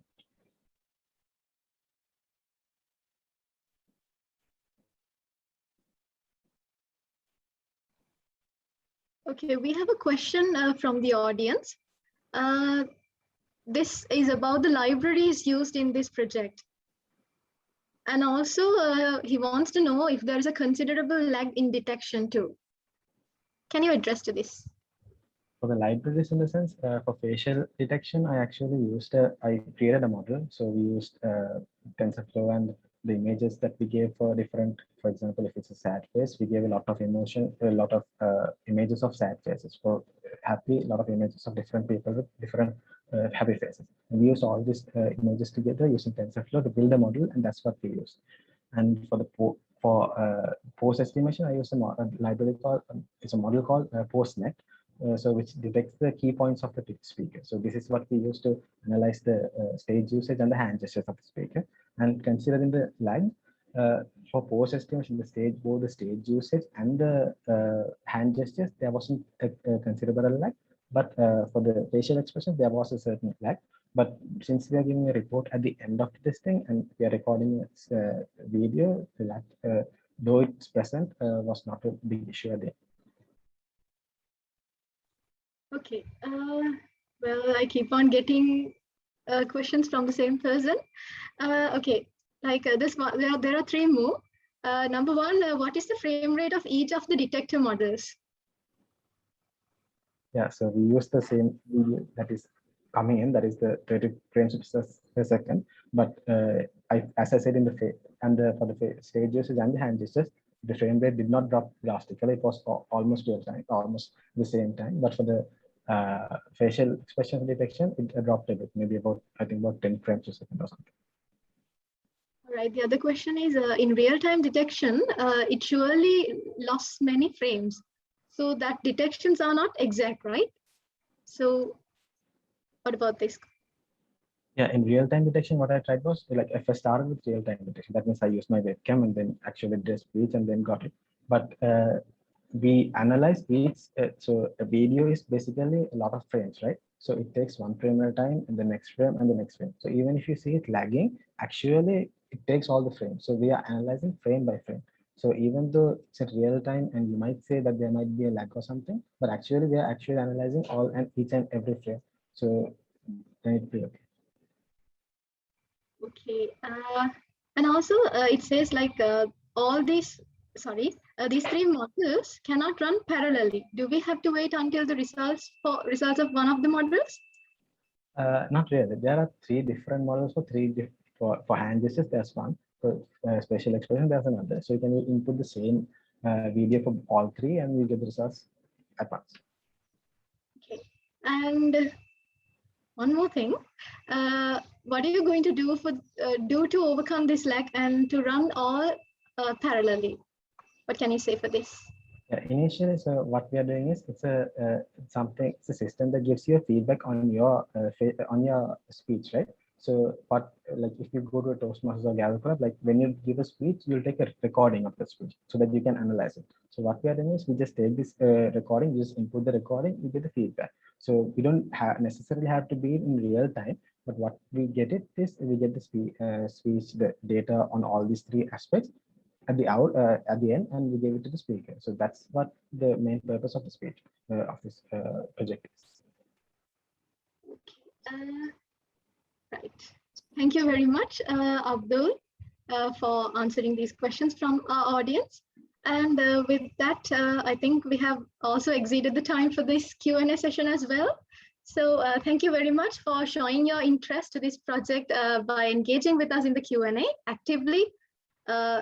And contestant number 3, we really appreciate your innovative idea of interpreting the body language. With this, I guess people can enhance their communication skills and express their ideas in a better way. So thank you very much. Thank you very much. So with that, let's move on to team number 4, Mr. Udula Ranasinghe, Mr. Bashita Navaratna, Mr. Prabuddha Muthukuda, Mr. Pamudu Ranasinghe, Mr. Primash Morapitiya, and Ms. Saumya Aberatna from University of Peradeniya presenting their project iSort, a plastic sorting and shredding machine.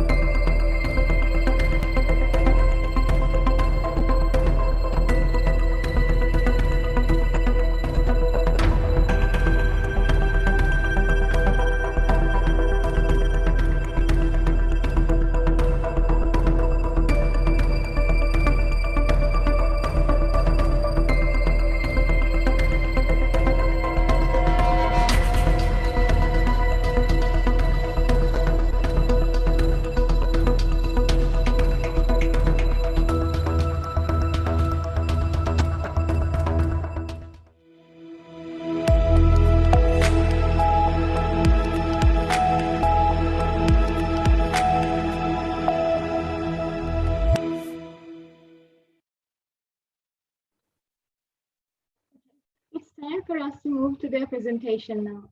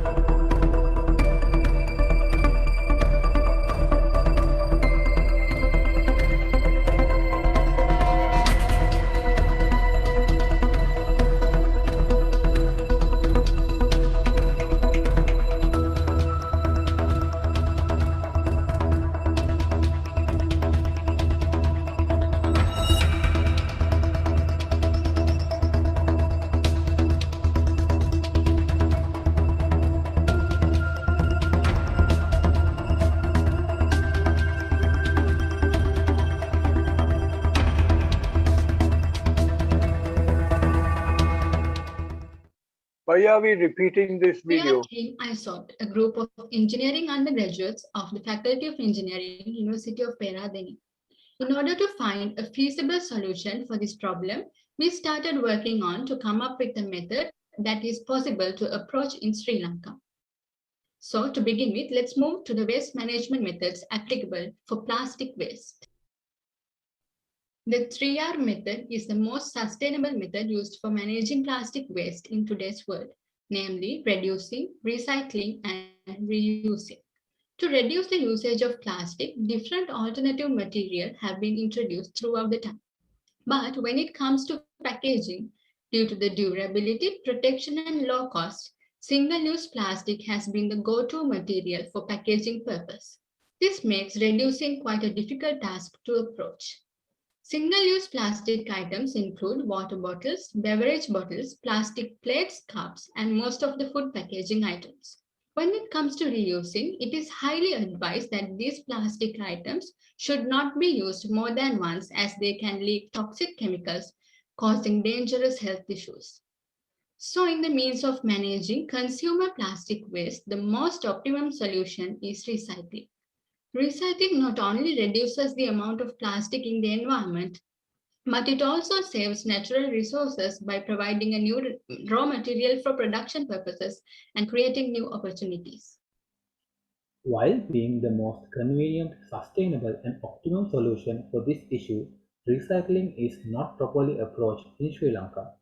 The main challenge our country faces in this process is the improper disposal of garbage by the public crowd and the careless management of household waste. To get the maximum outcome of recycling, plastic needs to be sorted into different categories. As a result of the inefficient trash collecting process, plastic waste is not collected separately. For this sorting purpose, a lot of human labor, time, and space is required, and as a result of that, organizations do not tend recycling plastic in Sri Lanka. Also, the public crowd is not aware of the importance of proper waste management and recycling. So our main goal was to find a solution to these major issues in order to make recycling and proper waste management an emerging trend in the country. So let's move to our solution. ISOT. ISOT is a plastic collecting, sorting, and compacting device which will collect different types of consumer plastic items from users, sort them into different categories, compact them, and make the processed raw material ready for recycling. It also includes a rewarding system for proper users. So this is how iSort basically works. The users have to insert recyclable plastic items one at a time. The device will recognize the type of the plastic item using machine learning and image processing techniques and sort it into four main categories according to their type. The volume of the material will be reduced and stored compactly in the relevant storage space. After this process, considering the amount of waste items entered by the user, the device will generate a QR code which users can scan through the iSort mobile application and redeem mobile data. We are proposing this to be used in areas like supermarkets, apartment complexes, shopping malls, universities, and schools, where a significant daily disposal of single-use plastic is taken place. In this stage, it is developed to take in four major types of plastic items and to sort them accordingly.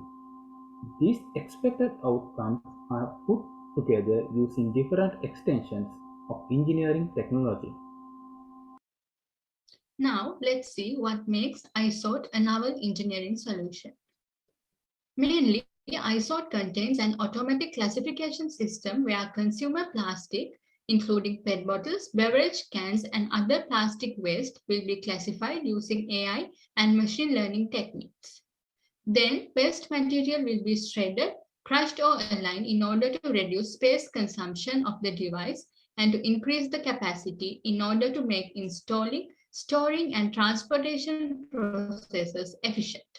A rewarding system is introduced along with the mobile application to encourage the public crowd for proper waste management and to make awareness about the importance of recycling. So first, we will move on to automatic classification process. We initially tried using image processing techniques to classify using details like shape and color, but the results were not accurate enough. So we moved on to the one of the latest machine learning and AI techniques, deep neural network. As there were no available datasets, we had to generate a code to download images from Google Image Search to create a balanced dataset. By developing the model with convolutional neural network, we were able to train the model with an agreeable accuracy to sort out the plastic material into 4 main categories. Then it was converted to a lightweight model and used in a Raspberry Pi to get the task done. In our mechanical model, we have used a traditional mechanical design, the windmill architecture, to approach a novel outcome. A unique design is used to divide plastic items into relevant storage bins efficiently using this architecture. The flat design reduces the space consumed by the device. The balancing of the loads and the nice weight balance of the device in this mechanical model reduces the power consumption of the device as well. The next unique feature of iSort is the small amount of space taken by the device while storing a significant amount of plastic items. The technique we introduced is the reduction of space consumed by each item by shredding, crushing or aligning them considering their material type. iSort will shred PET bottles into small pieces and beverage cans and yogurt cups will be crushed to compact them. Aligning will be done to save the space taken by other hard plastic material while reducing power consumption. The lower space consumption will make the device easy to manage and install, and on the other hand, it will be able to increase the capacity of the device. It will also make it easier for manufacturers to transport and store this processed material before recycling. The other most important feature of iSort is the rewarding system introduced along with the mobile app. The users who use the device and dispose their item properly will be rewarded with mobile data, which can be redeemed through our mobile application after scanning a QR code. We introduced this mobile application instead of a direct rewarding system to secure the privacy of the users. This rewarding system will encourage the public crowd to manage their waste, and it will result in a change of behavior and thinking pattern. It will also generate daily notifications to make awareness about the importance of proper waste management and benefits of recycling. We also have included a feature where partners can join and support to make developments and expansions in iSort. Here are some comparisons among the available devices that are being used currently. It is visible that iSort is unique and has novel features that makes the process efficient and also able to give all the facilities and features in one single device.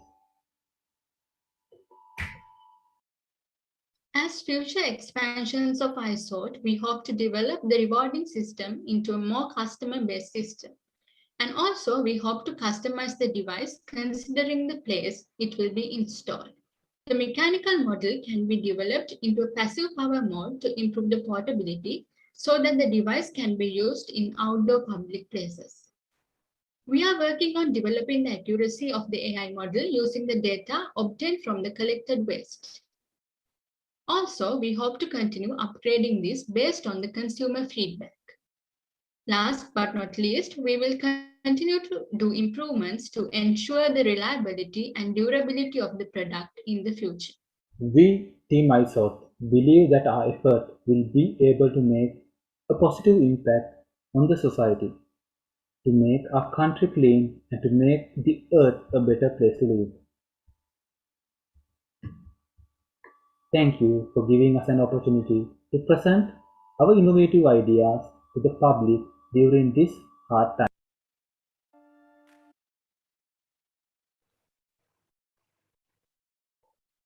Thank you very much, the contestants of team number 4. With that, let's move on to their Q&A session.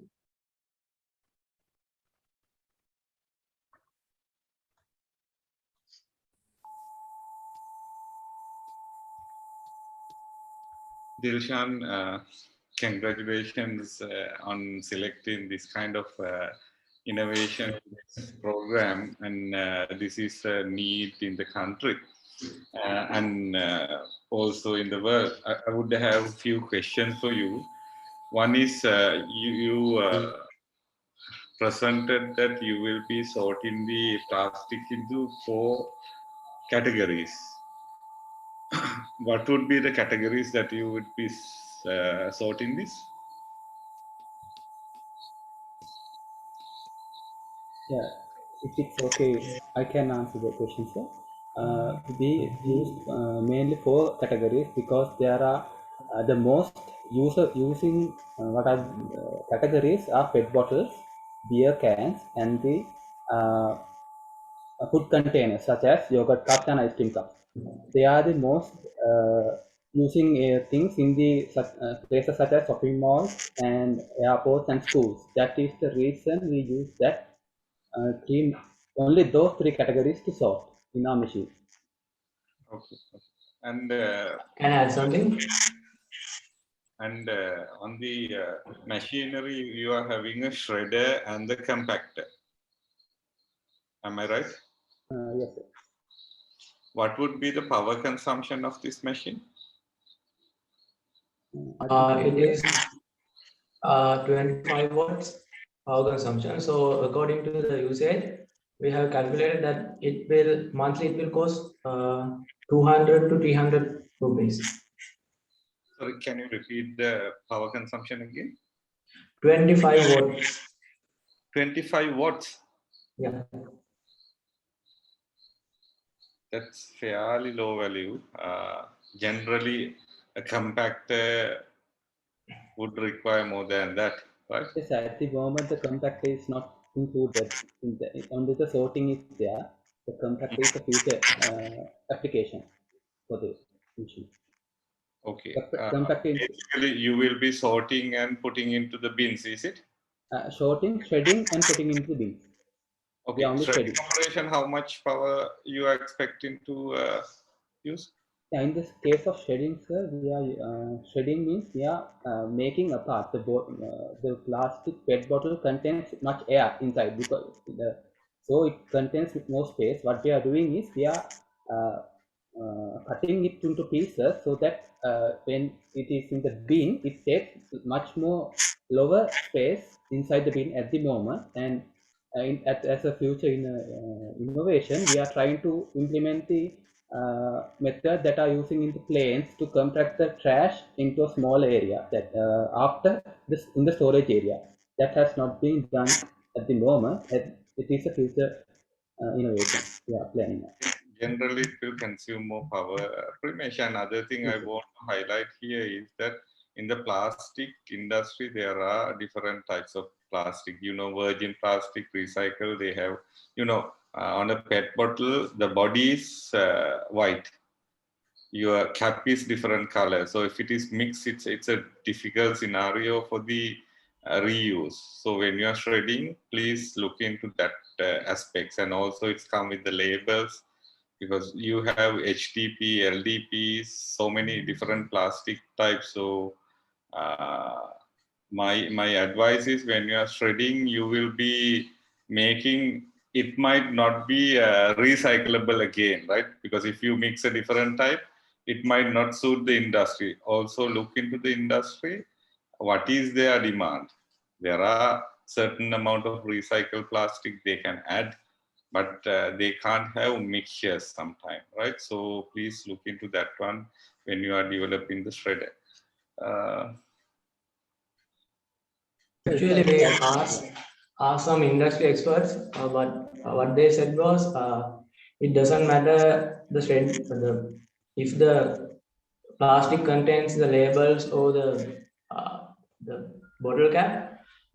In Sri Lanka, what they will do is they use the total bottle and other plastic to create second level plastics, such as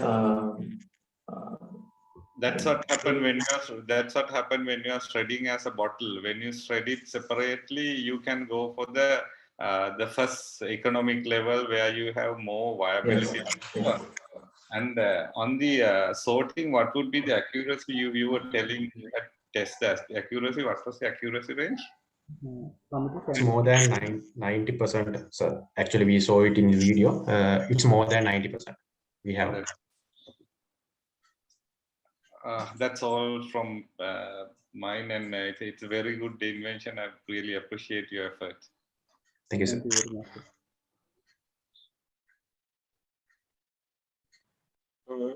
Yes, I just want to ask, you mentioned here that you have 3 categories, but I just remember like in the presentation you had 4. Is it am I mistaken? Yeah. Plastic materials, and we hope to develop the machine learning model to like recognize some other plastics. That at the moment we have like 3 main categories, and the other thing goes to the other plastic, and we hope to develop like to recognize other items as well. At the moment we have 3 main types, and the other thing goes to the other plastics. Right. So you have 3 methods. So this rewarding system, I mean, how does it work? Who's going to give the reward? Yes, sir. We have to talk, discuss with the telco companies because we are going to reward data. We are planning to reward data, so we have to talk with the telco companies because they are interested in these kind of projects because this is very important into Sri Lanka. So in Sri Lanka, we have to discuss with the telco companies and get the if there are any opportunities to get the data bundles to this project. We have to discuss it. Also add to that, we hope that supermarket owners and recycling companies would like to join hands in such a product. So they will be willing to fund in these types of products as well in the future developments. So also they will be able to get the chance to collaborate with other telco companies. So this will be a linked project that will affect different affect in a positive way in different areas of entrepreneurs and businesses. And I can answer. Yes, we are using a data because if we are doing with money, it only costs like 5 to 10 rupees, so maximum 10 rupees.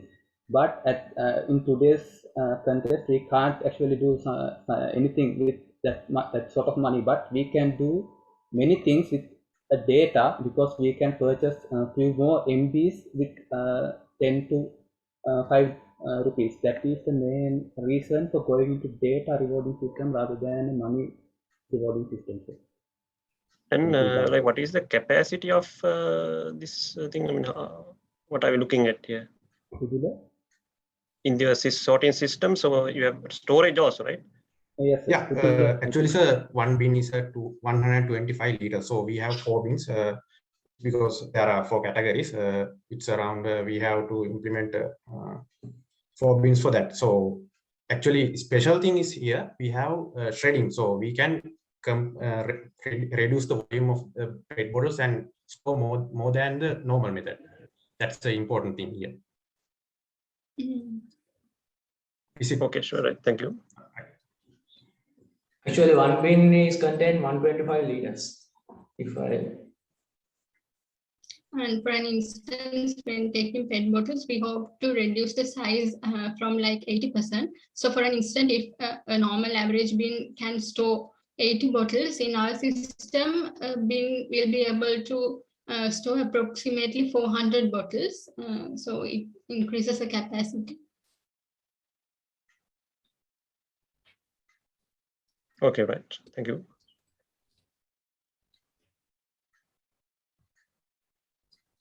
Okay, I guess that's it for the Q&A session. But we have 2 more questions from the audience. I would like to invite one of the contestants from team number 4 to actually answer this question using the chat because we are running out of time. And thank you, our panelists, for your active participation in the Q&A session and for all the comments that you have given for these contestants. Plastic sorting and shredding machine. This surely addresses a critical problem in the world right now. Of course, plastic is a big environmental concern, and this project will surely encourage recycling. So a big thank you for the contestants of team number 4 for bringing up such a timely and useful project to our attention. Now let's move on to team number 5. We have Mr. WMPIB Senaviratna, Mr. KMA Silva, Mr. KMGSU Karyavasam, Mr. HDMK Senadira, Mr. KTDYS Pumal, Mr. WMPT Virakon, Mr. AMM Shafan, and Ms. RDGFS Sudarshika from University of Jaffna to present their project on lunch sheet separator from food waste.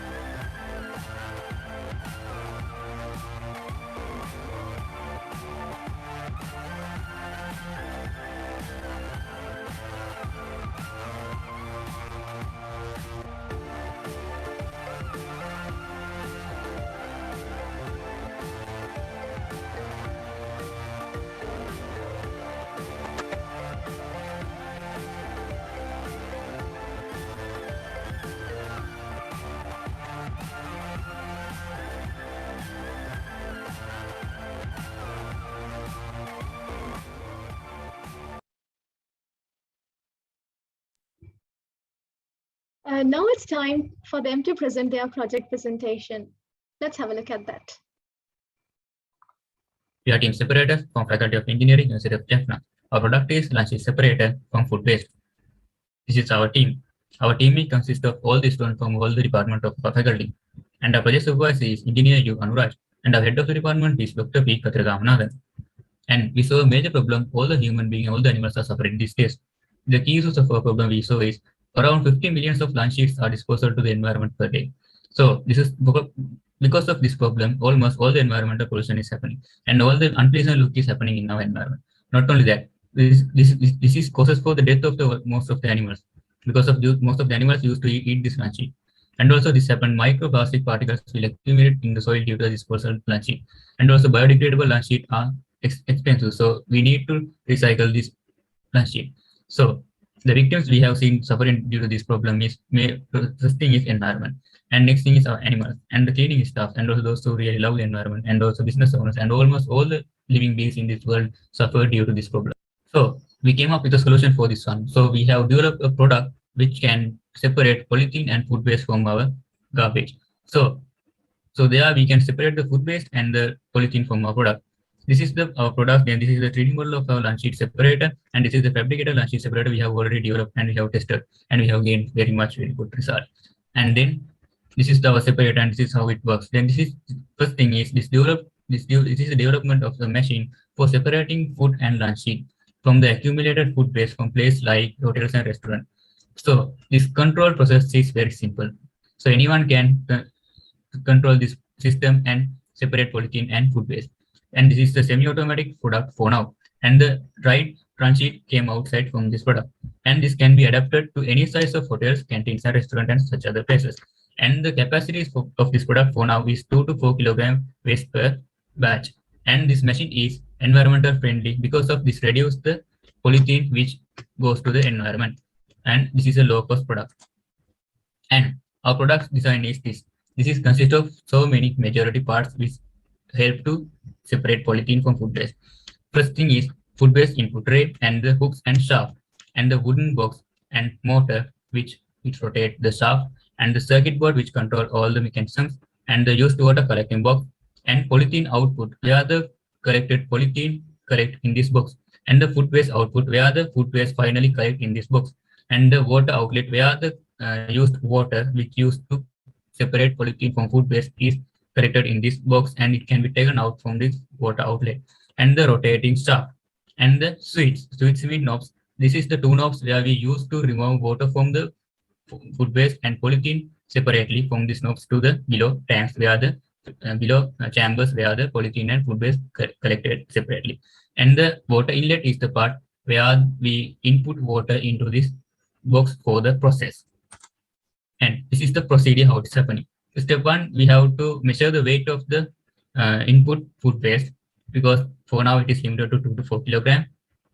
And the garbage have to be placed on the input tray. Once you put the garbage in the input tray, we have to switch on the water adding inlet. So once we switch on the water adding pipe, water comes to the input tray, and with that water, all the garbage came to the mechanism box where the mechanism is happening the separation. Once all the garbage came to this box, we have to switch on the circuit to run the process. In there, it's happening the magic, and then it's happening. What is happening is it start to separate polythene and food waste from the shaft. In there, that's the most important part in this product because the shaft is consist of some kind of hooks that we have a special build. These hooks are capable of to be locked and unlocked themselves according to the side that it is rotation. So when it is rotate to the clockwise, it's capable of locking. So when it is locked, it's capable of hanging polythene on the batch. And when it is rotating anti-clockwise, it's capable of releasing this polythene back to the box. So that's the basic concept we have used in our product. So once we initiate the hooking mechanism by the motor, it starts to separate polythenes from that parcel box. So then next step 4 is once the food particles are separated and all the polythene are hanged in the hooks, and then we goes to separate first the food waste. Then we have to switch on the valve 1. Then when the valve 1 is switched on, all the food particles, only the food particles go to the chamber 1 where all the food particles collected with the water. Then all the food particles are collected in the perforated net tray where it is food particles are collected, and all the water came up with that used to collect the box which is placed water. Then after that in the step 5, we have to reclose the knob and we have to add water again to the box. Then after that we have to rotate the shaft anti-clockwise. When it is rotating anti-clockwise, all the polythene which was hanged on the hooks came outside. It's free to move, as I said earlier. So once all the polythenes came outside of the hooks, then the shaft is rotating anti-clockwise and the hooks are free to move. Now the polythenes are not hanged on the hook. So now we can take polythenes separately from the box. So then we have to switch on the knob 2. Once we switch on the knob 2, all the water goes through that knob to the hole from the next chamber where the polythenes are separated. So with the water, all the polythenes go to that box where the polythenes are stored. And the water came up with that goes to the box below in the bottom. So then we can separately take the polythene and food waste from this box through this trace. And the water that we use to separate this polythene and garbage is collected in the bottom box, and we can use this water for the further separations also. And this is our technology design mechanism we have used. Mainly we have used three technology design mechanism we have used to describe here. First thing is the separation mechanism. We have used this shaft, as I earlier said. This is the main part of our product, which is linked to only to our product. And the special of this product is, as I earlier said, the hooks which I have used in here are capable of to lock by themselves according to the side it is rotating. So that's the main mechanism that we have used here. So the next one is the centrifugal force. We have used this to collect all the food waste into particular place and to collect polythene into the hooks. And also we use centrifugal force to keep the body balance of the product. And also we have developed our own microcontroller based circuit for the controlling purpose. And we have used the Atmega 328P microcontroller for the controlling purpose. So we will be using our own developed circuit for this product. And next is our progress up to now. First, we have developed our prototype, we have tested, and we have been able to gain very good result from that one, which we will be able to separate polythene and food waste. And next thing is what we have done some development in our product from the beginning. First thing is we could reduce the vibration of our product. How is we reduce is that one? First, our motor speed was very high. Then we could reduce the speed of the motor. Then we could reduce the vibration of the product. And then by reducing the speed of the motor, we could increase the efficiency of the product. That's how we could increase the sheet collection efficiency also by the reducing the speed of the motor. Then we could modify some safety measure. In the first beginning, there was no any safety with the rotating parts, with the shaft and pulley. Then we add some safety parts in there where the when someone cannot be hurt. And we add some water circulation system where I can use the same water again. And next thing is output of the mechanism. And from our products, the food waste which came out and we use as animal feed. And also the polythene, as the polythene are separated, we can use dry and clean this polythene, and it's very easy to recycle them. And next thing is this product can be used by someone as the entrepreneurship. So enabling even household and separate and food waste running as a business can be done by someone. And this is our market potential and target market. We mainly target hotels and restaurants where the mainly these things mainly collect the food waste and polythene, and the canteen science officers, university and schools, and also where that's the places where the polythene is collected. And explain the smaller entrepreneurs, those who are interested to start their business with this product. And the municipal council and urban council and projects is about where we can use these products as the mass storage and give a solution for most suffering problem in urban areas also. And further development, we hope to make this product as a fully automatic product. And the next thing is we hope to compromise the clean launch sheet as the bundles to came outside automatically. And we hope to recycle and reuse the water which is already used. And also we hope to send this product to the market and develop for mass usage. And also we have to increase the safety features more. And also we hope to use renewable energy to reduce the energy cost in this product. And here's the road we have came up to now. We have in 2018, there were 5 members in our group, and we initially developed the prototype, and we found the issues in our prototype. We did the testing, and we give the solution for the issues. And 2020 joined more team members with us, and we researched and designed our own motor control for this one. And also we did testing stopped due to the corona pandemic. And 2021 we did SolidWorks simulation, and we finished, and we find what are the suitable materials and how the things should be changed, what are the further development which should be done in the product. And we applied to the Iesl Young Inventor of the Year competition that we are doing right now, and research in more efficiency increasing method that we can develop this product. And we developed, and we hope to, in the 2021 in the upcoming year, we hope to develop this product to be fully automatic and also increase the safety features and also get accuracy more than 95%. And we hope to get accuracy in 100% and finish the product and send this to the market in global and overseas markets. So this will be a big turning point in Sri Lanka. And this is the team behind in our product. And thank you very much. And please go through with the appendix that we have adding here and how the product came to so far. Right. Thank you, contestants of team number 5. And now let's proceed to their Q&A.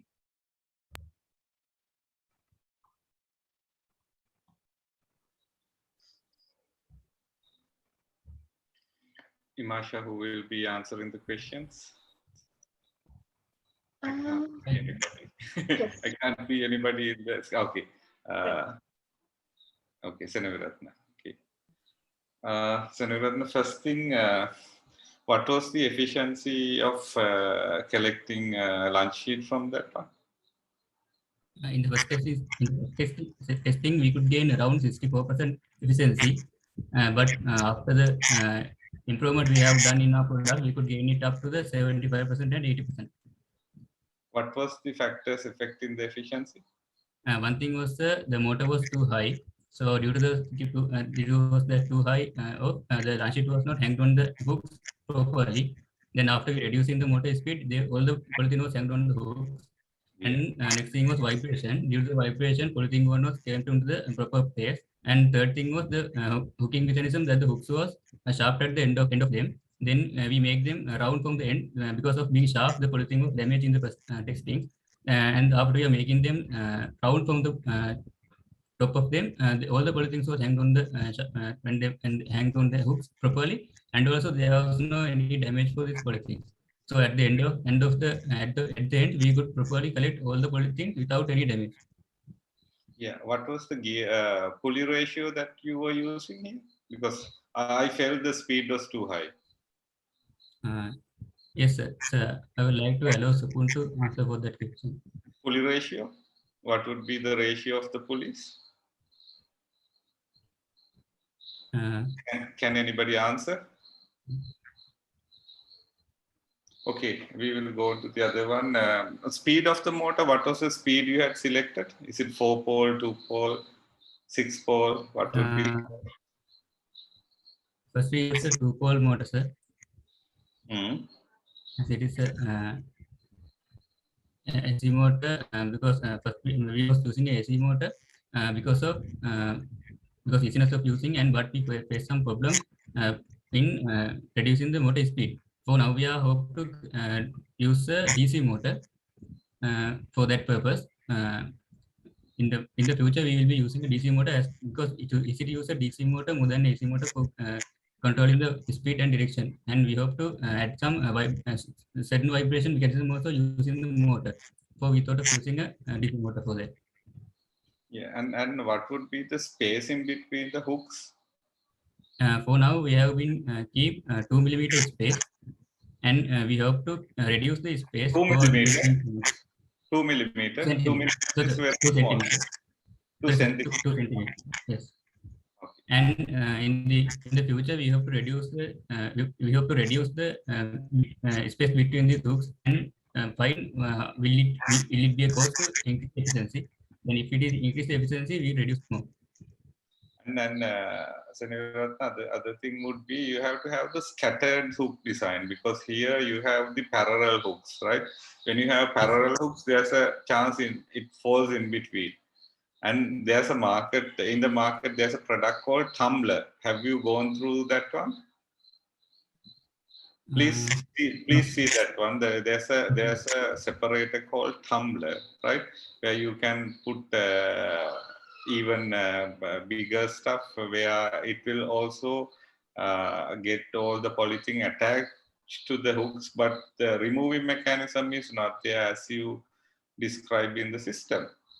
And the other one would be you had fixed a fan to dry. Yes. Have you come across any problem with the smell? Yes, sir. Never visit these food stuff, right? Always it creates so much smell. So very careful when you are putting air into the system. Yes, sir. Other thing would be on the water separator spacing and the speed of, okay. So I request you to study the tumbler further, because your design is quite good. Only thing you need few modifications to make it commercially acceptable. So try to use that one, because when you are using a high speed, always see that the food can fly to the other direction. That means the person who's feeding, it can fly into that direction also, right? There should be some sort of a mechanism to close it when you're operating, because I haven't seen that part in your presentation. I don't know whether you have any mechanism. Yes, we have that closing mechanism. So please see that one, and the balancing problem will be a big issue for you once it is accumulated. So also look into that part. Okay, that's all from me. All the best. Thank you.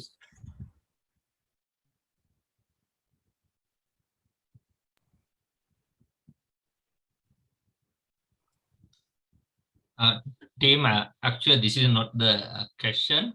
It's a really good project. So just a small comment from me. So when your presentation or next video, so putting some kind of outcome as a photos or something like what you're putting inside and other things like people, even not the technical or other domain people can understand is very easily what is the quality of your output.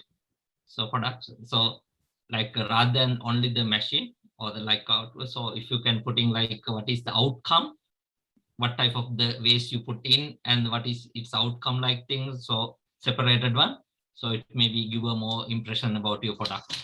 Okay, good luck. Thank you.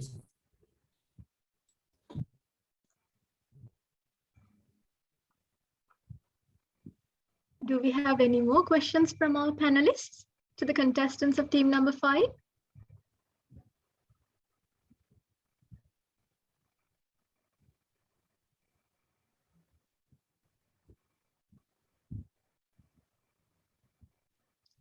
It seems like there are no questions, but we have one question from the audience, and I guess one of you could answer the question using the chat box because we are running out of the time now.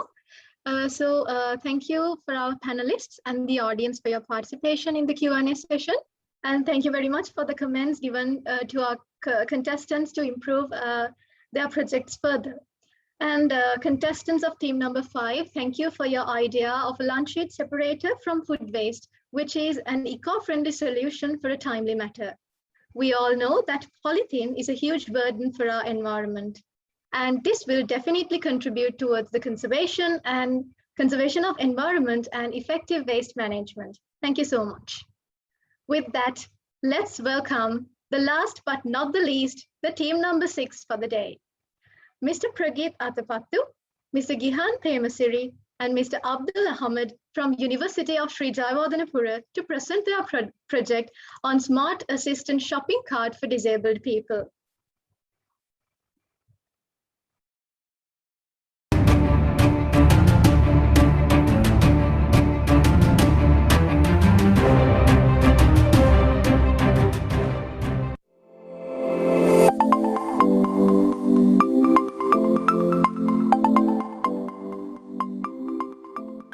Hey, when was the last time you visited a supermarket? Well, in supermarkets, we use shopping carts to carry items.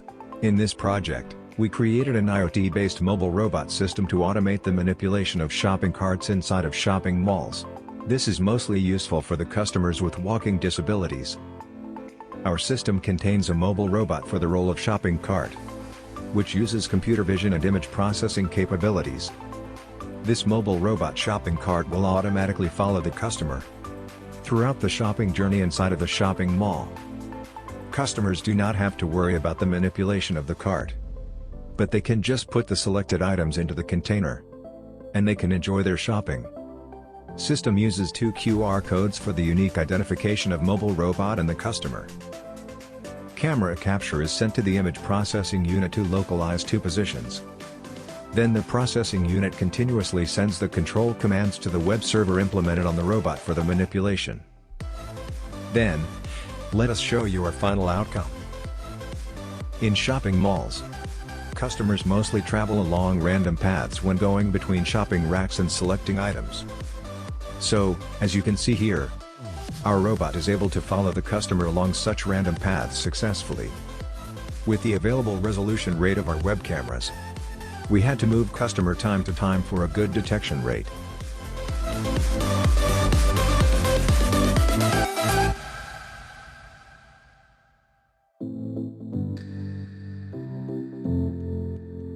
If there are static barriers, such as shopping racks, robot cannot directly follow the customer.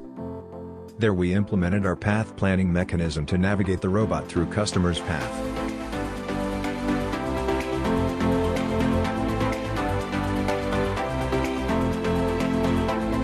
When there are dynamic obstacles such as other people or shopping carts, system will use YOLO algorithm to avoid the collision. You can see, when there is an object within the operation perimeter, robot waits until the obstacle moves away. We are a group of 3 members. During this pandemic situation, initially it was a big challenge to work on such project, which comes with a hardware-based simulation. We put our months of hard work into this. In last semester, we gathered nearly in every weekend.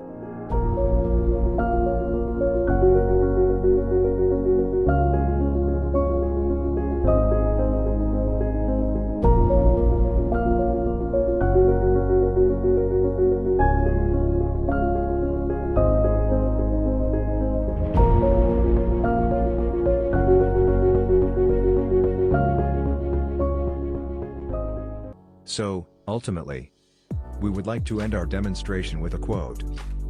For most people, technology makes things easier. But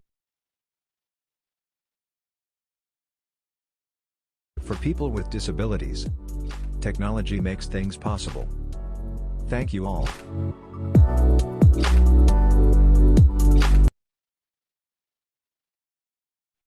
I'm sure you all are eagerly waiting to see more about this smart assistant shopping cart. So let's move on to their presentation.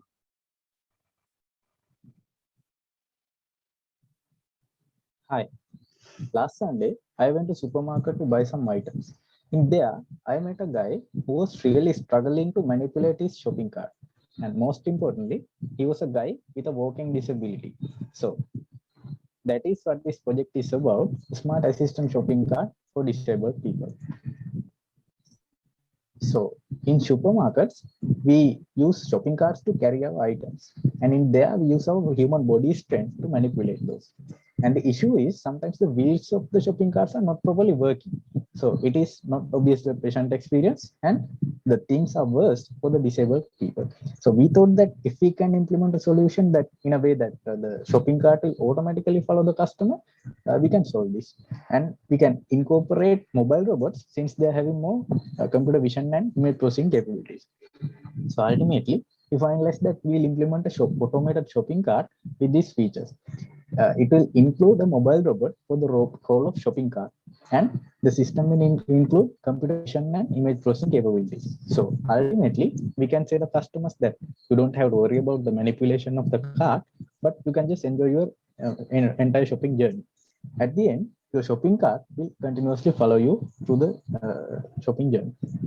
This is kind of outcome of our literature survey. We categorize into 3 parts to finalize some mechanism for the initial parts of the project. For the tracking techniques, we use QR code based system, and for the vision system, we follow the ceiling camera system, and for the collision avoidance system, we use the obstacle detection using external camera by including the YOLO algorithm. And when it comes to the structure, both of these objects, that means the customer and the mobile robot, is assigned by a specific QR code that is used for the unique identification of the customer and the mobile robot. At the same time, it will be used to localize the position of the customer and the mobile robot. So these videos cameras will continuously capture the camera input and it will be sent to the image processing units, that means the laptop. So after the processing of those images, it will continuously send the manipulation command to the mobile robot through Wi-Fi. So that is the system structure in a nutshell. So if you move to the tools used for the image processing and computer vision part, we use the OpenCV computer vision library along with the Python programming language. And for the microcontroller for the Arduino part, we use the ESP8266 Wi-Fi module. And for the wheel manipulation, we use the L298 dual bridge for the manipulation. And for the communication part between the processing unit and the Arduino, obviously use Wi-Fi with the HTTP protocol. Moving on. This is the system prototype that we have built. Basically, it is a 3-wheel mobile follower which has 2 motorized front wheel and 1 cluster wheel. And we have used 2 lithium-ion batteries and a mobile power bank as our power source. And for wheel manipulation part, we use a mod drive. And for communication, we use a non-MCU Wi-Fi module. As a vision system, we use SD720p camera system. Next. Let's see how does the system works. Basically, our approach was to monitor the distance between 2 QR codes. That means the distance between customer and the robot. And then we send, according to that distance, we send the control signal to the robot. To do that, we created the web server in the Node.mcu, and the control command is sent from computer to server. So let's see how the robot is follow the customer in a straight path. So as the first step, we identify the position of the robot and the customer. To do that, we took the center coordinates of the QR code as their position. Then we measure the physical distance between the robot and the customer. After identifying the distance between robot and the customer, then we enable the communication between computer and the robot using the web server. Then, according to the pixel distance, we send the control signal to the web server that is implemented in the NodeMCU. So according to those requests, the NodeMCU manipulates the motors of the robot to move the robot on a straight path. So that's how the robot follows the customer in a straight path. Now let's see how we implement the continuous following when the customer is not on a straight line. So here the main concept behind this scenario is to measure the angle between robot and the customer. So you can see in this left side image, the angle between robot and the customer is calculated by subtracting this theta2 value, that is customer's angle related to the robot, from this theta1 value, that is rotation angle of the robot. Then we can decide the value the robot needs to turn. So depending on that theta value, the robot is turning either left or right or going on a straight path. Next. Let's see a small demonstration of a scenario when the customer is not on a straight path. So you can see robot is turning and going on a straight path.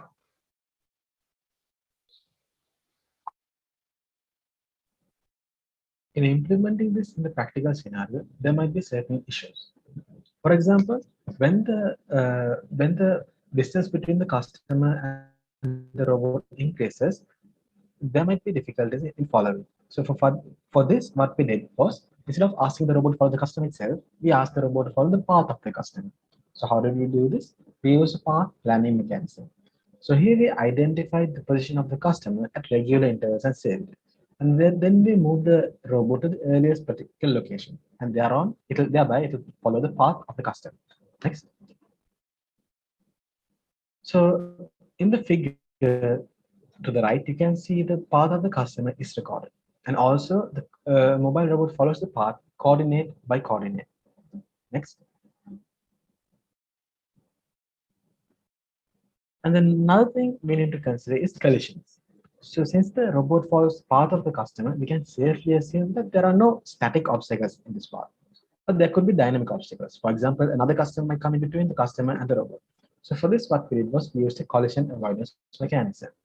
Here we use the object detection algorithm to detect the obstacles, and we identify the position of the customer and the robot and the area in between. Now, if there was an obstacle in this particular area, we send a control signal to the robot to say stop until the obstacle moves away. Next. As seen in the image at the bottom right, you can see the area in between the customer and the robot identified, and since there's an obstacle, the robot will not move until the obstacle moves away. Next. Let's look at some of the challenges that we faced during this project. So one of the big challenges was the communication between the image processing unit and the prototype. So how we overcame this was, in the NodeMCU module, we constructed the web server to manipulate the wheels of the robot. And using the image processing unit, we sent requests to this web server in order to manipulate according to the given inputs. And also there was, since we used an IP camera setup initially, there was a bit of a latency. So we improved that using a web camera setup. And in order to identify and fix the front side of the robot and calculate the angle difference between the robot and the customer was a complex task. For this, we use QR code orientation and computer vision techniques to solve this. Moving on, let's think about the commercial viability of this project. So target customers here are either supermarkets or shopping malls. So since differently able people find it difficult to shop a lot, by providing a solution for this, it would increase the customer base for supermarkets and also enhances the customer experience and the customer satisfaction. The sensorless approach we use, that is, there are no sensors used in the robot itself, which makes it very cost effective to add a new robot and make it a very commercially viable product. Next. Then let's observe what are the benchmarks already existing for this kind of project. So the first project we selected in that it's from actually Okinawa University. It was an interesting project, development of a human tracking robot using QR code recognition. They followed the follower camera system instead of ceiling camera system like us. They were facing basic two problems, that is the cover cases when occluding object is there in between the customer and the mobile robot. The second problem is cover cases when customer is turning around a barrier, kind of barrier. So obviously, we are really happy to say that we address both of problems in our project by our path planning mechanism and also the obstacle detection and obstacle avoidance system. And the second project is development of a guide robot using QR code recognition. According to us, this was a very tightly coupled system because each one of the mobile robot will be given not only camera but also the processing unit. So for each mobile robot, we have to provide a kind of laptop. So it's not a very cost-effective manner. And also for the navigation method, they implemented QR code in the ceilings, and that is a fixed path. Also, it is a characteristic of tightly coupled system. And ultimately, to be honest, we should say that we didn't find a kind of ceiling related camera system and tracking mechanism targeting the shopping malls in any place. So I think it will give the kind of rough idea about the novelty of our project. And moving on, ultimately, we would like to end our presentation with this nice quote. For most people, technology makes things easier, but for people with disabilities, technology makes things possible. So I invite all of you to help us, and all together, let's make things possible for them. Thank you. Thank you, contestants of team number 6. Let's see what questions we have for you from our distinguished panelists.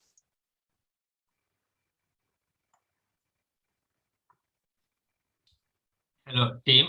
Good work. Shall I ask a couple of questions from your team? Who's going to answer? Can you hear me? Yeah. Yeah. Is it audible from me, sir? Yeah, sure. Yeah, it's sure. audible. The objective and everything is really good. We have to respect that disability people and other kind of people. I have a couple of practical questions. So when you're going to move in for ceiling camera, what is the coverage in the normal shopping mall or something like that place? And also that is given by a third part in other vendors, most of the time service providers, that installation and other things happen. So it is difficult, or that time of the challenges will be there for taking their video stream into your solution. So did you think about that type of factors?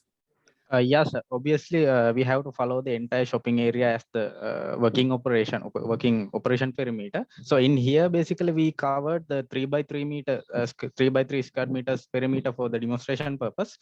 So obviously, if we can implement our camera system to follow the cover the entire shopping area, I think it's really possible to implement the following task in there also. Yeah, that is one way. It's a positive factor. You have to think about it when you are giving a solution to people.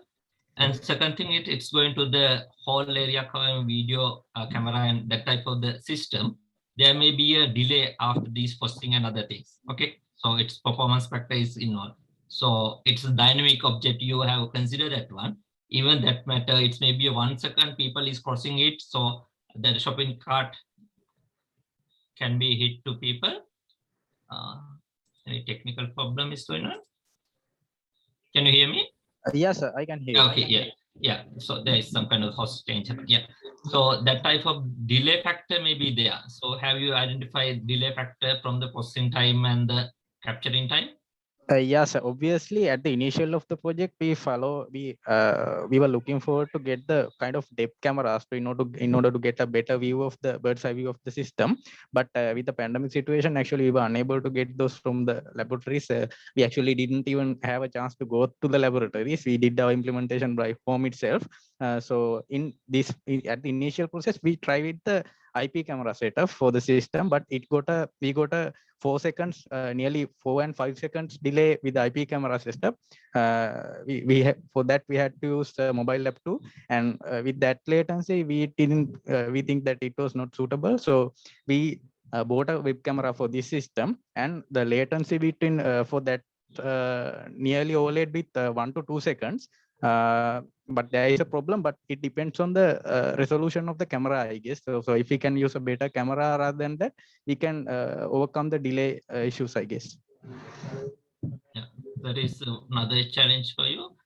And you can think of, you mentioned about another solution from the previous project about the shopping cart mounted camera and following project, isn't it? Something like that? Yeah. Sure. Yeah. So sometimes you can think about same type of things improving, like maybe a Bluetooth, like following, like communicating between the person and the cart, something like a Bluetooth like a thing. So it's following and the detecting like things visibility going out and other things like. So that type of the alternative arrangement also you can think, because also some kind of the outside GPS like tracking thing, because inside is not possible in the shopping mall. Most of the time with the GPS like things are not suitable. Yeah, think about alternative arrangement also, because cost factor and the coverage maybe the camera one, maybe some kind of practical issues maybe there in the, if you are going into the actual implementation like thing. Otherwise it's a really good project. Okay, good luck. Thank you so much, sir. Thank you for your suggestions too. I just want to ask one question about this QR code, because I didn't exactly get where do you actually place it in the human? In the human always have to wear a particular hat, sir. On top of the hat, we implement the QR code. So the camera system will continuously track the customer by using the midpoint of the QR code. That's the ideal scenario for that. Right. So yeah, it will be available at the shopping mall, and you will have to put it on. Yeah. Yes.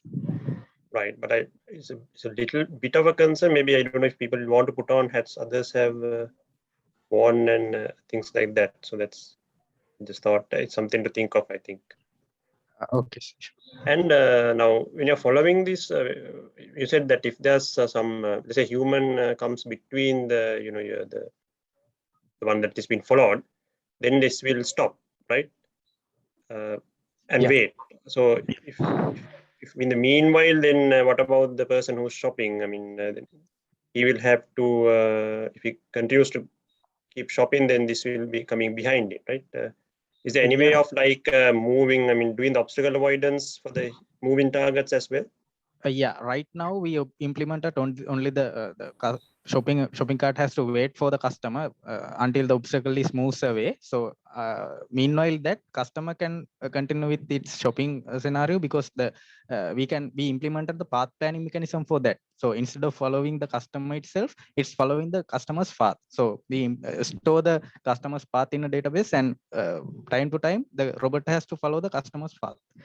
That's the implementation for that. So even if the robot has to wait for the obstacle moved away, the system will be still functioning with that path planning mechanism, sir. Yes, that's right. Yes, but the only thing is, if I already moved on to shopping, then I have to wait till it gets there, right? Yeah. It's possible. We assume it for and in the shopping markets, we assume that there is no static obstacle. Customers are always moving here and there, so we can avoid that scenario. We assume that. Right. Okay. Right. Thank you.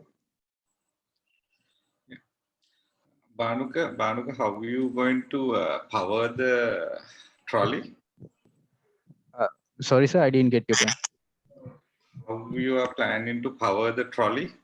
For the Node MCU, for the prototype, we implemented a power bank. It's actually 6,000 milliamperes. For the motor driver, we implement the 3.7 volts, 2 batteries we used. It's actually consuming very less power, sir. With that, what would be the payload? What would be the payload on the trolley? Sorry, I didn't. What would be the weight that you can carry on the trolley? Actually, we did our implementation. So we tested with actually 5 kilograms. It's actually working very properly for 3 to 4.5 kilos. Yeah, but generally supermarket trolleys, we have more weight on it, no? So, and how you are going to plan the charging mechanism? We actually, for the motors, we implemented with the rechargeable batteries, sir. So likewise, it's kind of mechanism we are going to use in the real shopping carts too. It's with rechargeable batteries. Okay. And I have one suggestion, very good supportive mechanism for specially able people. So if you are planning to market this one, don't use disabled now. Nobody's using a disabled name, right? People use it specially able. Yeah. Or they are using different name for that one, specially able or differently able, right? So it would be a better name rather than disabled. Yeah, thank you so much, sir, and we are really sorry if we make it disabled. Thank you, thank you. All the best to you. Thank you, sir.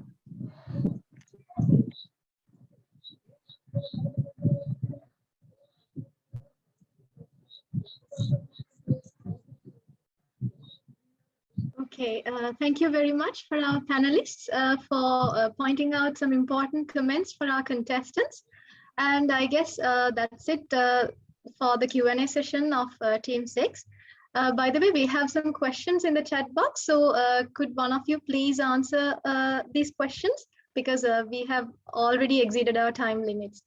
So contestants of team number 6, we really appreciate your innovative idea of a smart assistant shopping cart for differently abled people. That was such an eye-catching project targeting the needs of differently abled people in our society.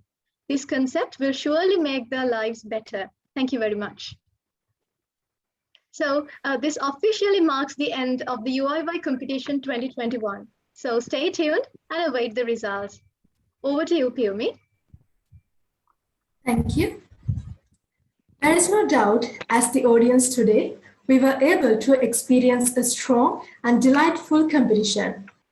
After 2 hours filled with skill, talent, energy, and enthusiasm, all the teams, job well done, and await for the results. Now we are stepping towards the limelight of today's session. As a competition, we aim to encourage undergraduate inventors to achieve their full potential and create a feasible environment to improve the invention to their best versions. And most importantly, we are blessed to announce that we are honored with the presence of the ideal source to enlighten us this evening. Now, I would like to invite the chairman of Iesl Uiy subcommittee, Mr. Iesl Uiy, to introduce the keynote speaker of today's session. Over to you, Mr. Iesl.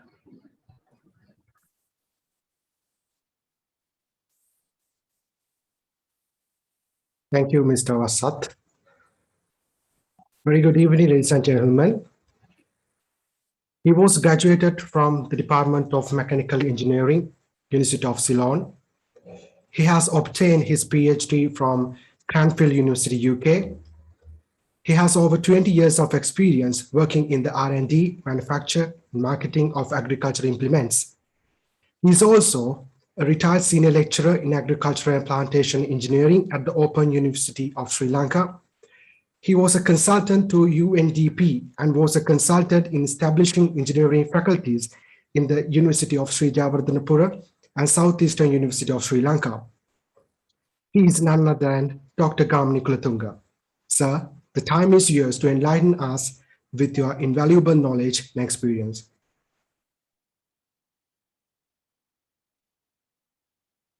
Thank you. One of you will have to upload my slides as I speak. Before you put the slides on, yeah, okay, leave it there. Before I start on with my slides, I think I'd like to say something a bit more about my experience related to design. In all, I think I have put in about 50 years of engineering, half of it in the industry, half of it in the academia. And at the moment, we are also helping IESL and Sri Jayewardenepura University in their design work with engineers and with students. So I'm going to talk based on that experience and my work experience. And before I start, I want to dispel some of the myths regarding ingenuity, intelligence, and creativity. It is not age or gender related. We have to understand that first and foremost. There was a time that gender played a big role in engineering, but now it is not so. And also we get carried away with this high-low technology division.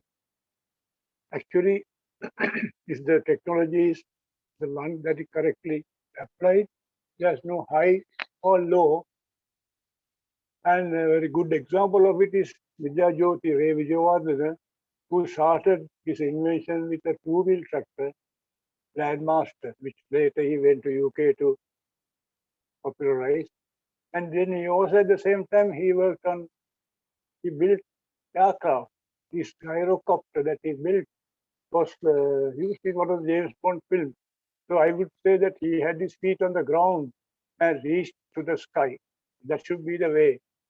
Looking at some of the presentations, except for one or two, they are mostly what I would say within inverted commas high-tech.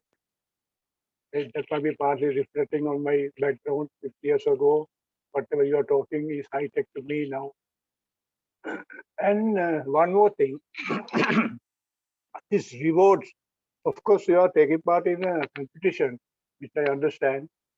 But this creativity, ingenuity, and thinking outside the box can be killed by competition, especially if the wrong type of rewards are given.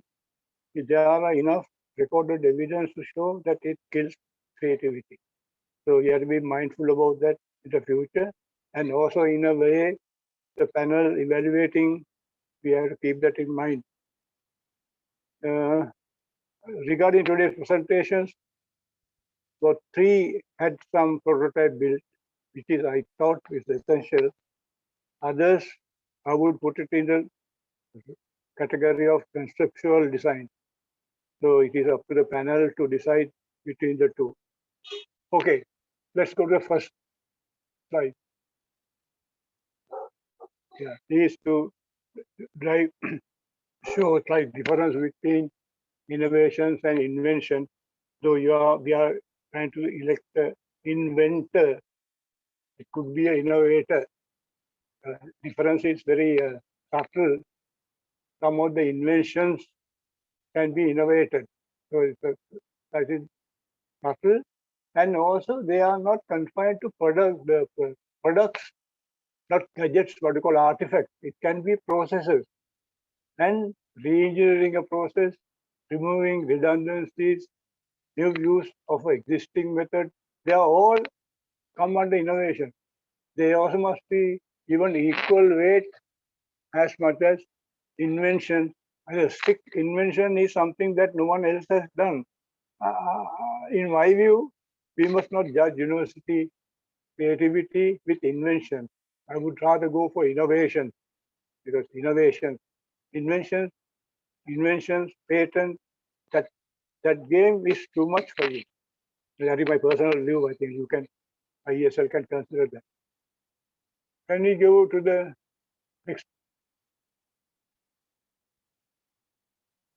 slide, please? Project learning. This project learning is something that you do, I think, with certain universities call it design project. Foreign universities call it service learning in engineering. That means you are doing something to service the community. It's called service learning in engineering. But I didn't use the word here because engineering services, you might misunderstand it for engineering services, but it is something else, service learning. So we can call it project learning for our use. That places knowledge in a particular context, what we call situated. The knowledge you have gathered in the university has to be now situated in a particular context. So that is where the project comes. You have to identify a problem, find a solution. The problem identification is yours, So that problem identification is contextual. It's always done in a context. It is not a mental exercise. It is not a conceptual exercise. It's a reality. It's a reality exercise. Then we also, I think, we learn subjects like thermodynamics, hydraulic properties of material, metallurgy, etc., etc.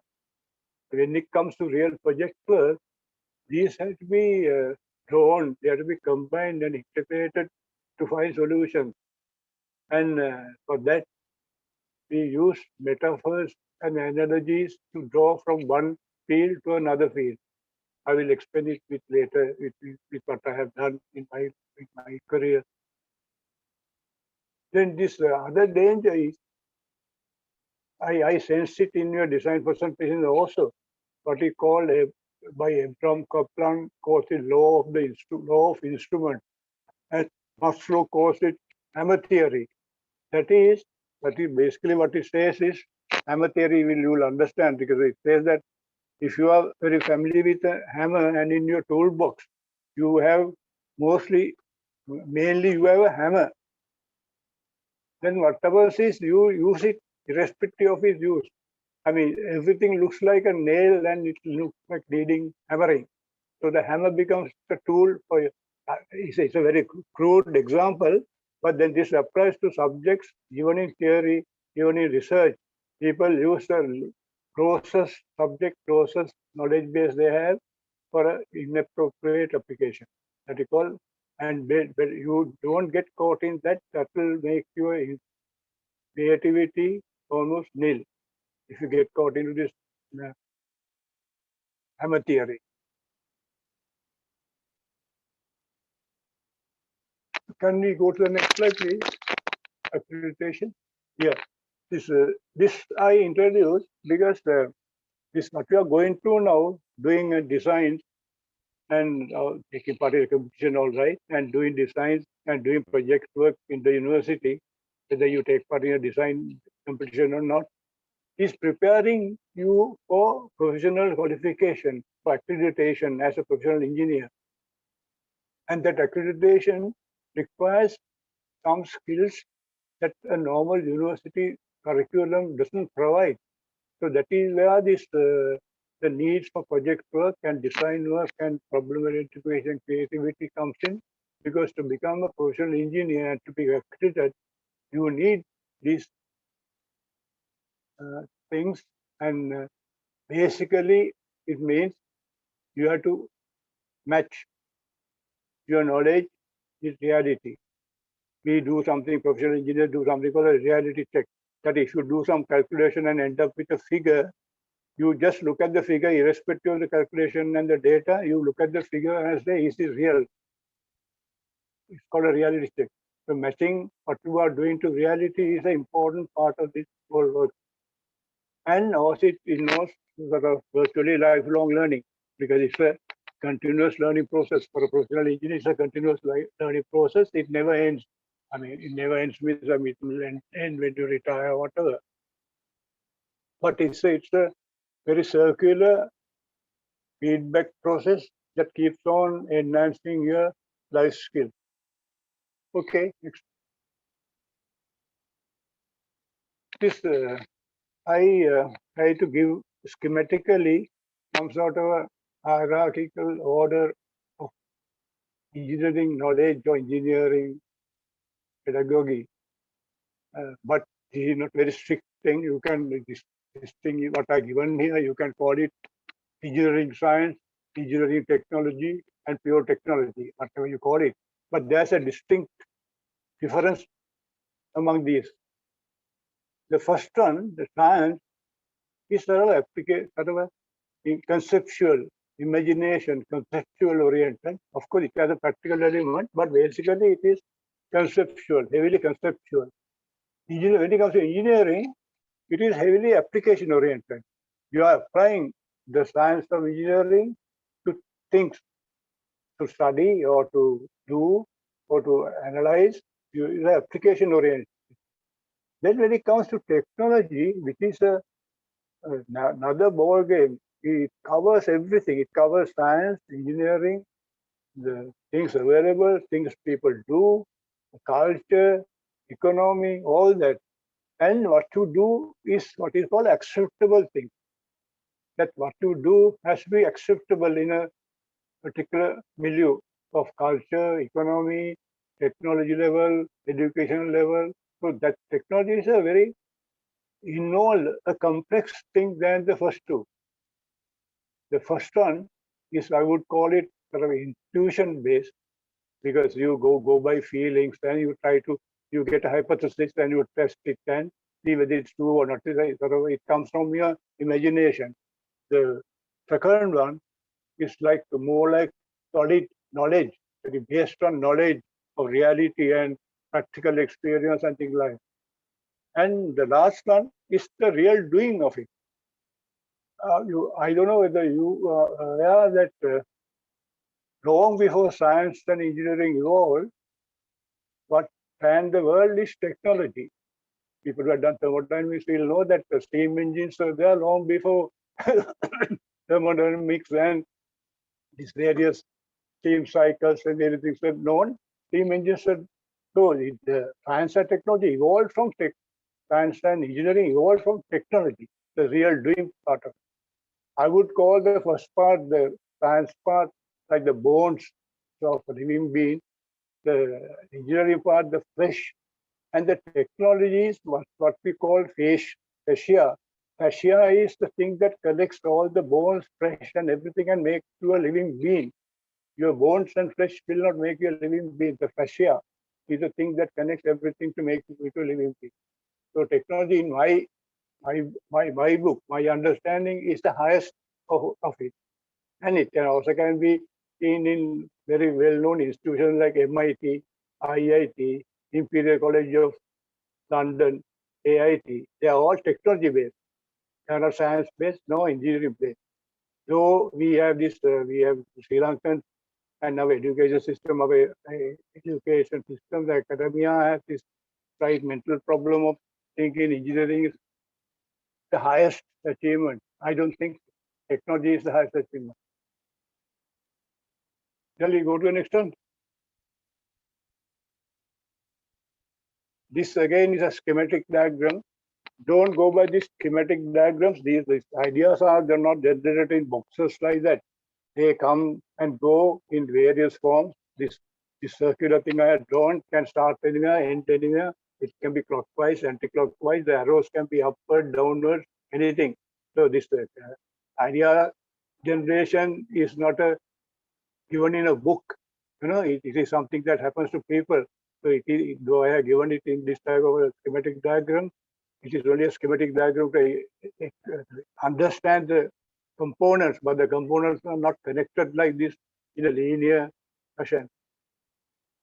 What is not there is the intuition and the tacit knowledge. Tacit knowledge is something you cannot express. You can put it in a book and tell someone, but you know it. Intuition is something like that.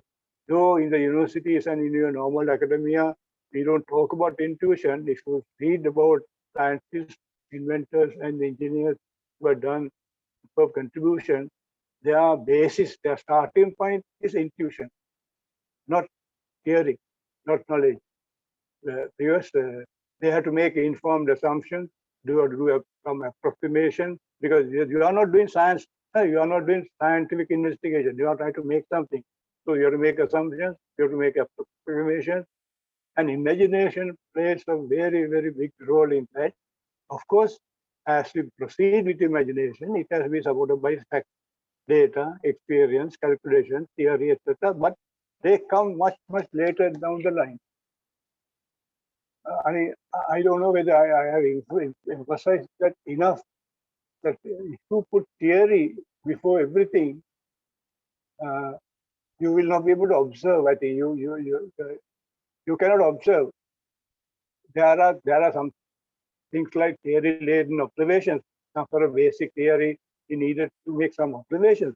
But if you put theory and the rational arguments and logic before observing, you are not going to get anywhere. You might get somewhere, but not very far. Can we go to next slide? Study engineer in the future. This, I think this I got it from somewhere. This means you have to learn, and you have to be multidisciplinary because things are changing very fast. Things are changing very, very fast compared to our time. I'm talking about 50 years ago, 70s when we graduated, things didn't change so fast. Now things are changing so fast. So you have to be crossing borders, multidisciplinary, going from one to the other. And of course, as a professional engineer, you have to be concerned about professional standards, environment, energy, social equity, and ethics. Those are the basic needs of a professional engineer. This interdisciplinary part, I can give an example of from my own career that I passed out as a mechanical engineer, but when I went from my postgraduate studies to do my PhD to UK, I had to shift my field from mechanical engineering to agricultural engineering. So I found a link between thermodynamics and ripening of fruits. My work was on ripening of fruits, but it was based on the thermodynamic concept of entropy and negentropy, the negative entropy. And so my thesis is based on that. It's like actually crossing from thermodynamics to biology. Fruit is a biological process. We have to cross that. We have to be able to cross like that. Metaphor and just as I said, metaphor and analogies have to be used to cross like that. Then I want to finish up these all talk, no? These like ideas. But I want to finish it up by giving two examples of real work I have done, among a lot of other things we have done. These two I want to point out and raise some questions in your mind so that I believe that will help you to become good designers or inventors or innovators or even good engineers. I mean, leave aside these other things. Good engineer, you are first. After all, an engineer is nothing but a designer, right? Engineer is not a bookkeeper. Engineer is a designer. So whether you call him innovator, inventor, or that, those are other accolades that you can use. But you can become a good engineer. So I'll first go to the first one. Go to the first one. Most of you will see this, and you will roughly know what it is. It's a table tennis table made at home. Buying it would have cost me something like 40,000 rupees. I made it for about one-third the price, 4,000, 5,000 rupees. Of course, now you will ask, now we are making a keynote address to inventors of engineering at the Institution of Engineering, but this is a carpenter's job, no? Making a table is a carpenter's job. But do you know that the carpenter has some skills that you don't have, what we call embodied skills, that he can use his body and the fingers and eyes to do something that you and I cannot do. Then I will ask you the next question, what are the engineering aspects of a TT table? Most of you are going, I think it's our level of understanding, you will say you have to get the dimensions right and the thickness right and things like that. I think pretty obvious things you might say. But if you had played table tennis, you will know that there are two parts of playing, that is spin and bounce. Like in cricket, when you bowl, it's a spin and bounce. So how do you get spin and bounce from a table for the required amount? Huh? How do you get required amount of spin, required amount of bounce from a tabletop? For that, you know engineering, but then the problem is you can't cross. They find for bounce, you have to know coefficient of restitution, right? Coefficient of restitution is a thing that gives bound, that is a hardness and whatever. Then for the spin, you have to know the coefficient of friction of the tabletop. If it's very smooth, it will not spin. If it's too rough, it will spin too much. So these are standards given for a TT table.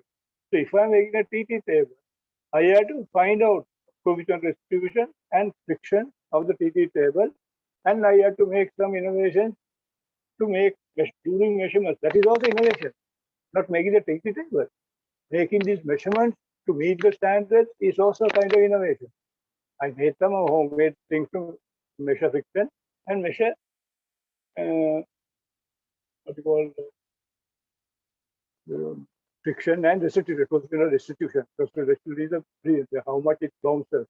Okay, I'll go to the last slide because my time is running out. Last slide.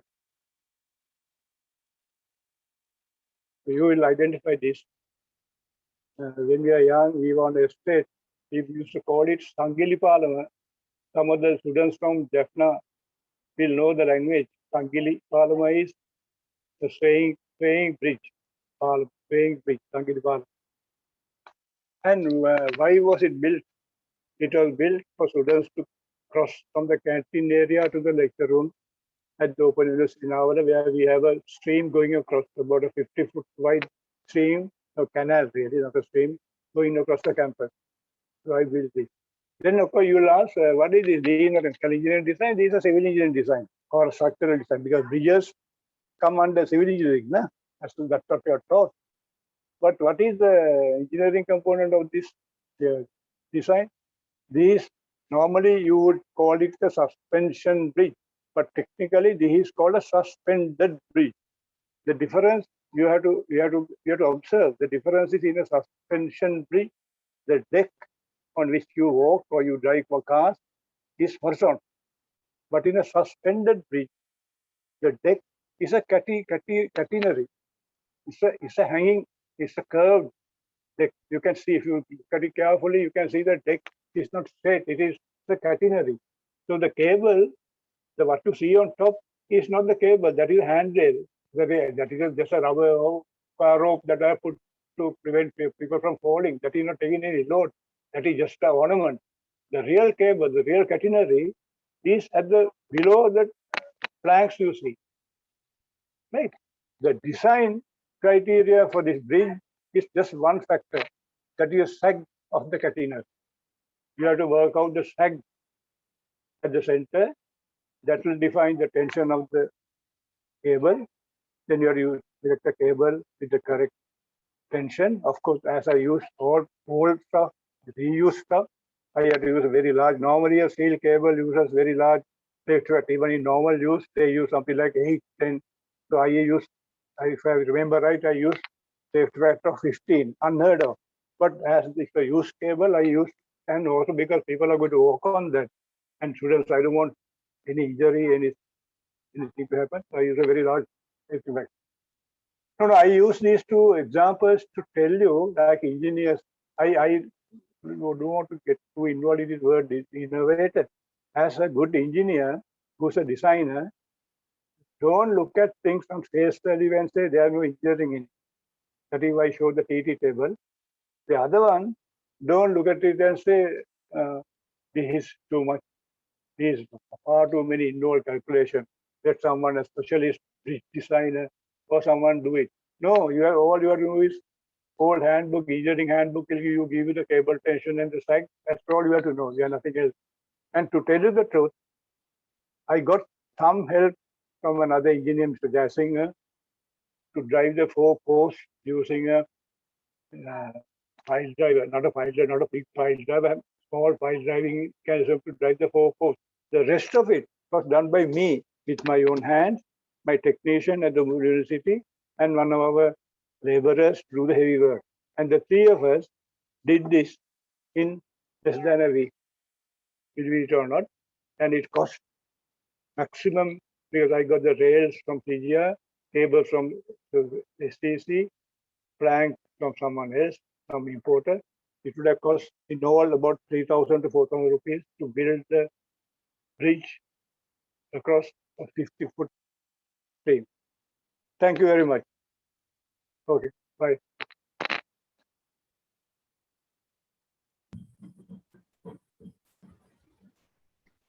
Thank you very much, sir.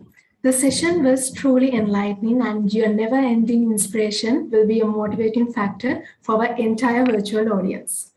But a simple thank you is not enough to appreciate your encouraging effort.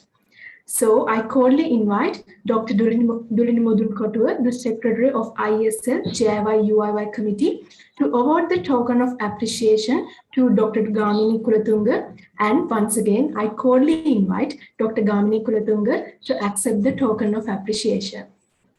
Virtually. Thank you very much, sir. There's nothing I can give you, but something will be posted to you.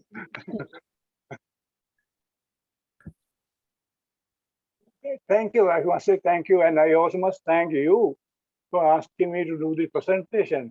So that gave me opportunity to talk to young people. When I say young people, you know, there's a difference of 50 years. I'm sure none of the computers were even born at the time I graduated. So sometimes what I talk must be a bit type, right? I can't help it. Okay. Thanks you. We enjoyed it, sir. Thank you very much. Thank you, sir, for taking your time to spend this evening with us. We wish you the strength and health you need to carry on with your mission and vision for the future. Thank you again. Okay. Thank you. Right. This evening was truly remarkable for everyone since this gathering was honored with an esteemed set of dignitaries.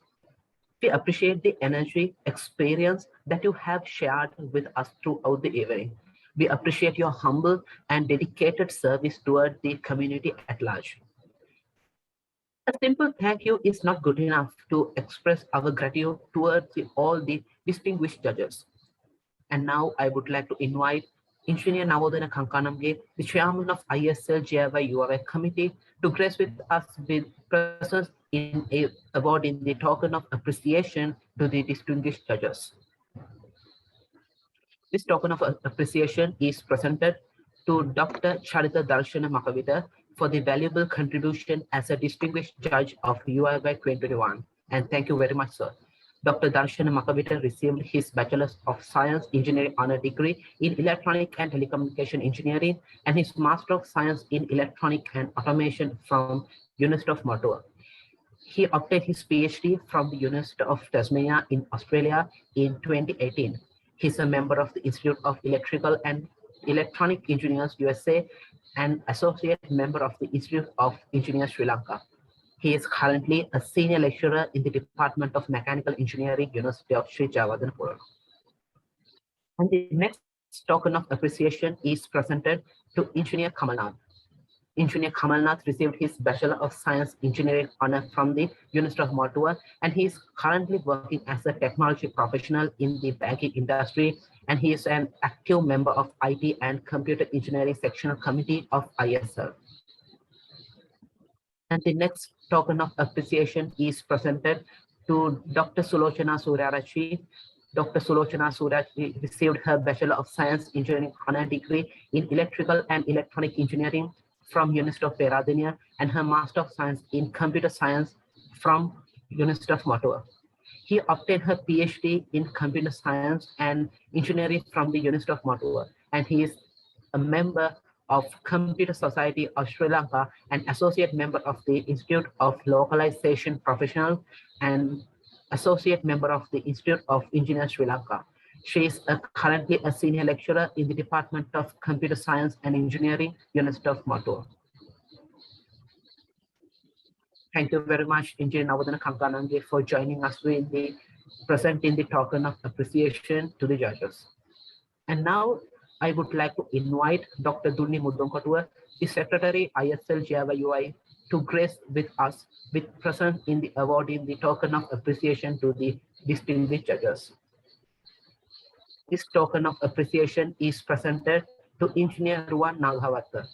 Engineer Ruwan Naghavatta received his Bachelor of Science Engineering honor degree in Mechanical Engineering from University of Ottawa.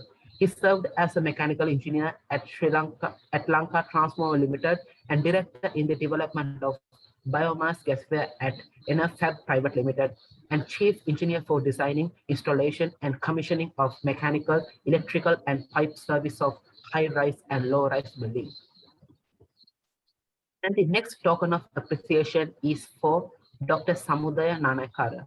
Dr. Samudaya Nanakara received both his Bachelor of Science Engineering honor degree and Master of Computer Science degree from University of Ottawa, and he's a doctoral researcher at Western Sydney University, Australia.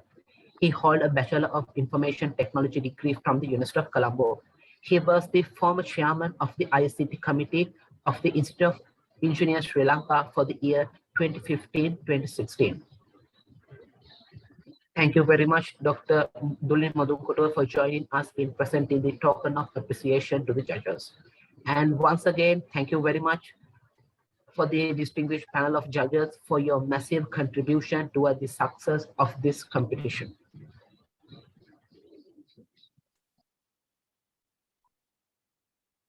With that valuable appreciation, we are stepping into the most glamorous event on the agenda tonight.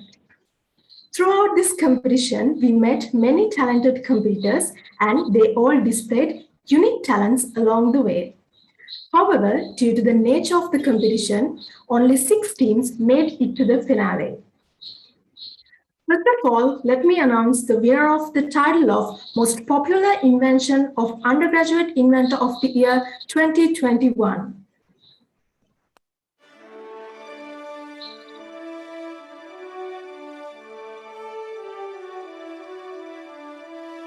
And the winner is lunch sheet separator from food waste from University of Jaffna. Congratulations for the winning team. Next, the winner of the title of the Best Short Video of Undergraduate Inventor of the Year 2021.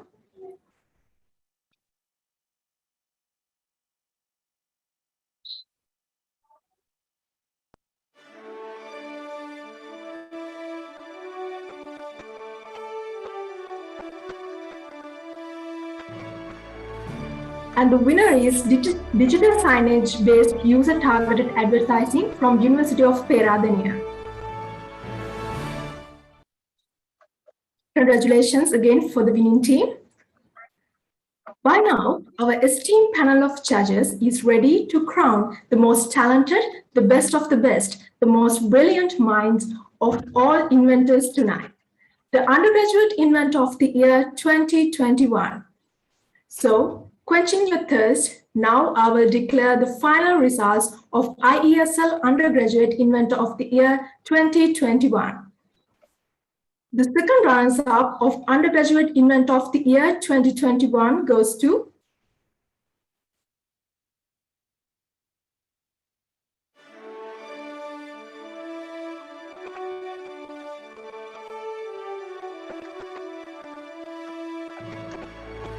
digital signage-based use-targeted advertising from University of Peradeniya.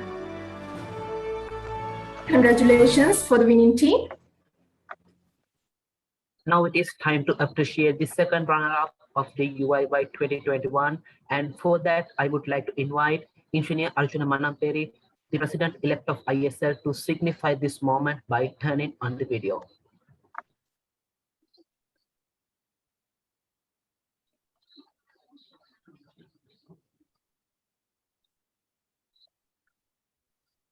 Yes, sir, we would be grateful if you could share your insight with these enthusiastic young inventors. Over to you, sir. You mean young investors like Dr. Gamini Kulutunga? Hello, Gamini, how are you? How are you? Okay, nice to see you. I think if there's an enthusiastic man, you're the one. That's all I can say. I think if I want to pick a winner, I would pick the chairman of the YMS, with J.I. by chairman and Navodana Kankanamge, who has not invented but innovated the process to create this university undergraduate inventor of the year. Am I right? This is the first time we are doing it. So that is innovation, as Dr. Gamini said. So I would, you guys need to give him a big award because he has started the process here. That's number one. Number two, I want to be very blunt about this.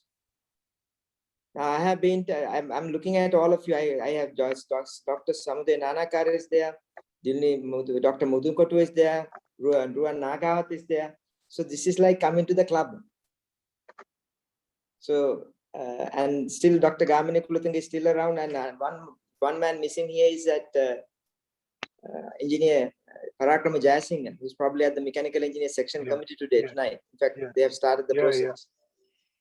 So it tells me something about this. In Sri Lanka, we talk about innovation and invention, but the same crowd that keeps moving, like Dr.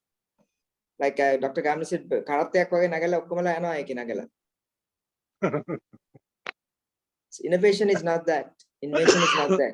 We need to have hundreds of people coming to these things.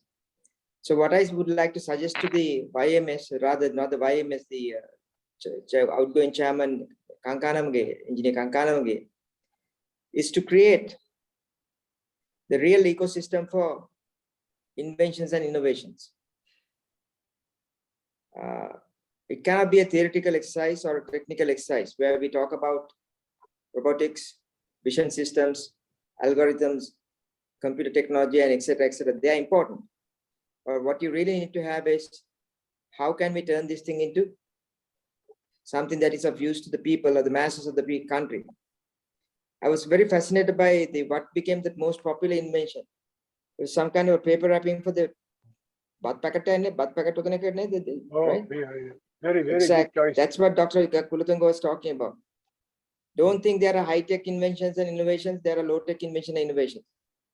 All I need to have a slogan called "Become Problem Solvers." In fact, I was wondering whether I should put a tie or not. Everything has to be different here. I want to see t-shirt wearing, earring wearing, nose pierced, different people with animals on their shoulders, something to make things different. Different breed of people who think outside the box. When I come to innovations and inventions processes in Iesl or anywhere else in the universities, I find them to be very too conventional, too ho-hum. I think what needs to happen is, ladies and gentlemen, younger generation of undergraduates here, here's the statistics. I think our Iesl, JIY, and UIY should measure this. track these undergraduates and see how many of them are going to start companies. How many of them are going to become job givers rather than job takers? How many of them are going to add value to the GDP? I don't think this is happening. Our universities, like other parts of the world, the universities, they are trying to create innovators and inventors and of course the entrepreneurs in a hurry. Things don't happen that way. Ask Ruwan Nagawat, Engineer Ruwan Nagawat. The best part he has hidden in his slide, right? He didn't tell how he makes a lot of money. He gave a very sophisticated wordings. Ask him how he makes, how we earn dollars. So the point, ladies and gentlemen, younger engineers about to become engineers, I go to universities and always ask this question: how many of you want to start your own business? In around 2010, 2012 time frame, most of the universities started showcasing their high-tech innovations in various exhibitions. I remember the first one took place in Trace Park in 2012 or 10, I can't remember. That's when I met Samudaya Nanakara and all of these people from University of Mortua. Peradini came second, then Mortua. So all people, whenever I went to these exhibitions, when I asked them what are you going to do with it, your gadget that you have come up with, you know what the typical answer is? So I do not know now. We are going to leave this to the next batch because I got a job at State Hardware Corporation or State Engineering Corporation or somewhere else. What's the purpose? How many of you, Dr. Mudunkotua, you need to track people who quit the degree, third year or second year. They quit the degree, pursuing the degree because they want to go and do their gadget that they have come up with. I don't hear these kind of stories. We hear always these stories from dropouts. So there's something, that is why I think Dr. Kulathunga was trying to tell that technology is superior. Actually, there's nothing called superior. Everything is required. I think we need technologists, we need engineers, we need scientists, we need marketeers, we need entrepreneurs, we need investors, venture capitalists, we need policymakers. Now, policymakers, they always want to suddenly decide that, okay, invention is the way to go. So within 3 years' time, they want to recover all the debt and national debt and everything and create fantastic guys like Jeff Bezos in this country. It won't happen. So my request to the all the members here in this community, in the like Samudaya, Dulini, Jalita, and P. Mr. Pabasara, and all these people who are here, young and middle-aged and old people like myself and Dr. Gamini Kuluting, of course, the youngest guy. I knew him when I went to the university. He was a professor there, a lecturer. Gamini, you remember you were doing the MPhil or something, right? Yeah. I don't know how old you are really, but you're looking good, okay? Handsome. Now, create the ecosystem.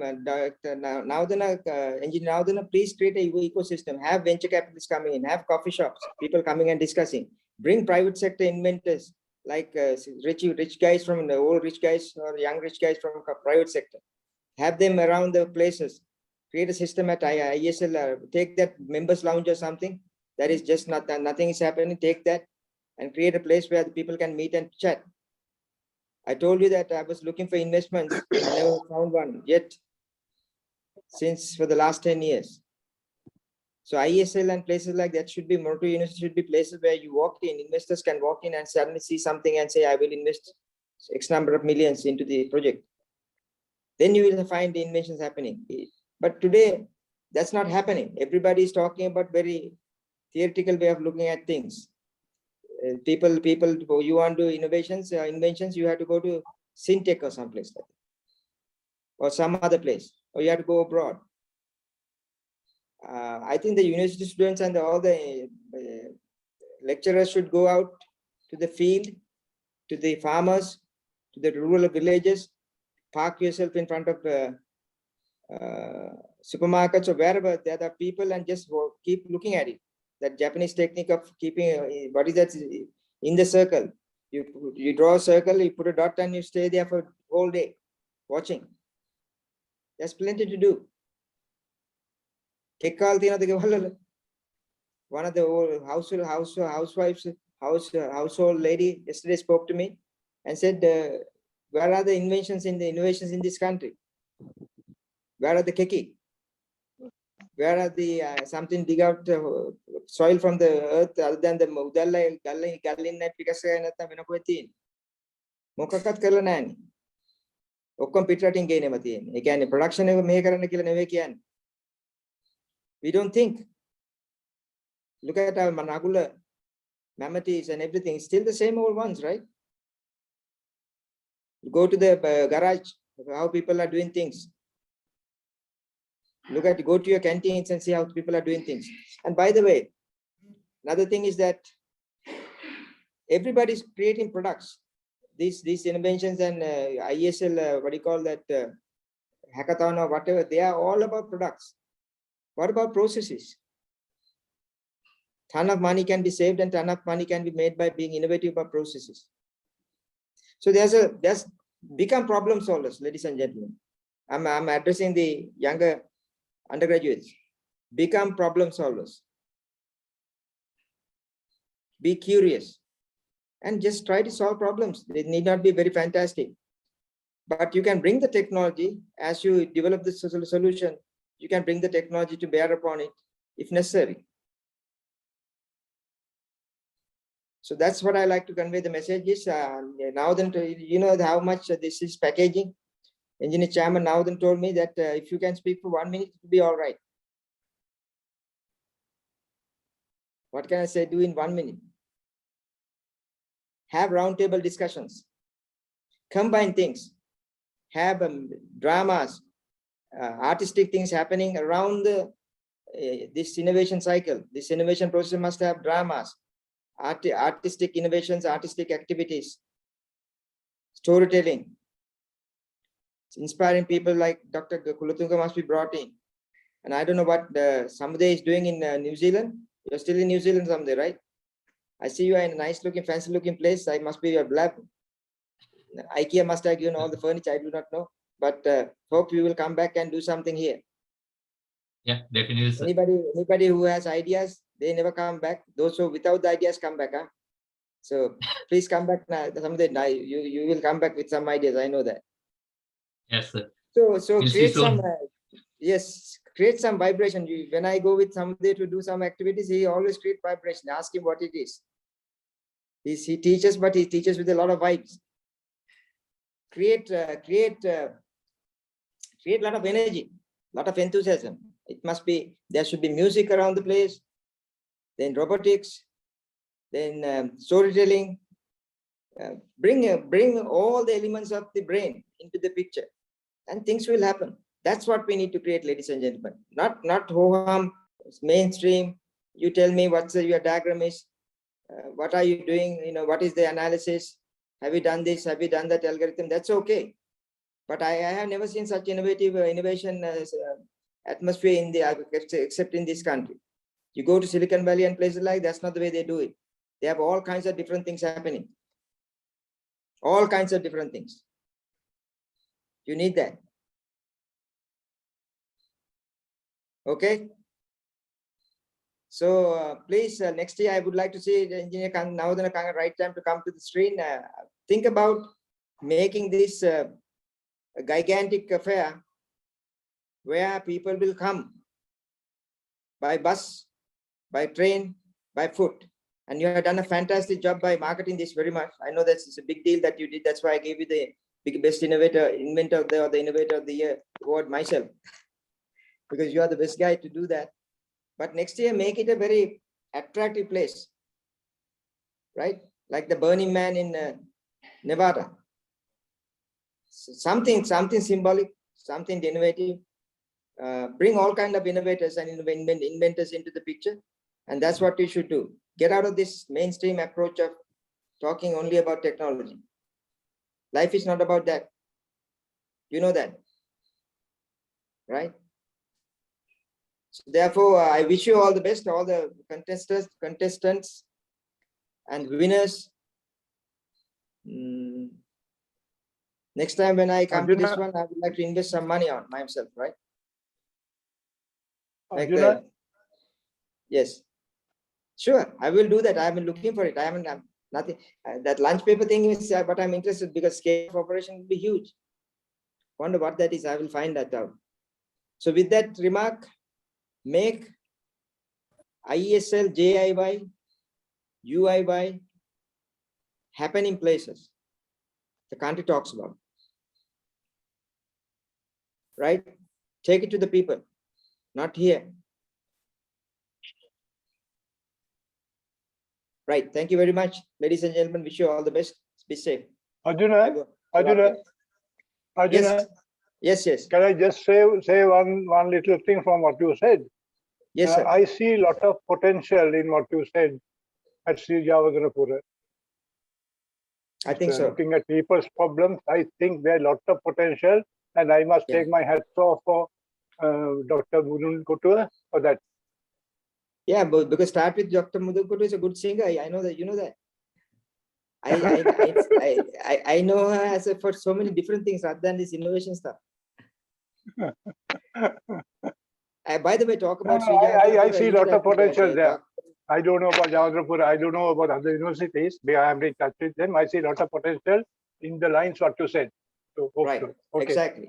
Yeah, you know, there was this program called Matra, this musical program called Matra. The other day, the Matra was the guest lecturer was this young scientist, not young, actually middle-aged scientist from Sri Jawadanapura. The man gets so much money pumped into himself from USA and various other places, dollars, millions of dollars, all grants. Yeah, for research work on various COVID-related vaccines and stuff like that. Really? Yeah. Some other government will try to intervene and stop him doing something like that and run him out of the country. I hope not. But that's what we need to see happening. Okay.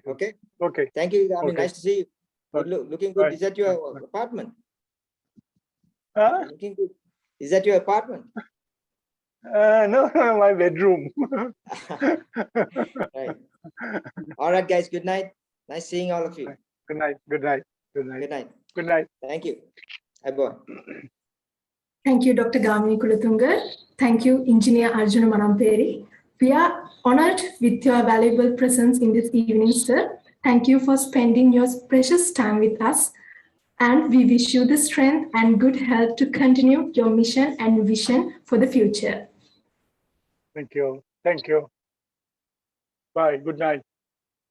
Good night, sir. Good night, Gamini. Good night. Now, it is time to reveal the first runner-up of Undergraduate Inventor of the Year 2021.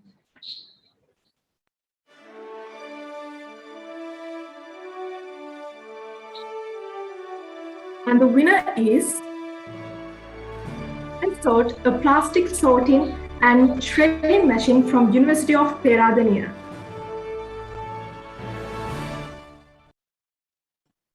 Congratulations for the winning team. Now it is time to appreciate the first runner-up of the UIY 2021, and for that I would like to invite Engineer KP Ayudharmapala, the President of ISL, to signify this moment by turning on the video.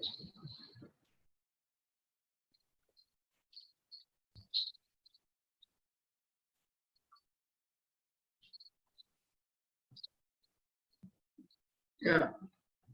Can you hear me? Yes, sir. Yeah. Yes, President, we can hear you.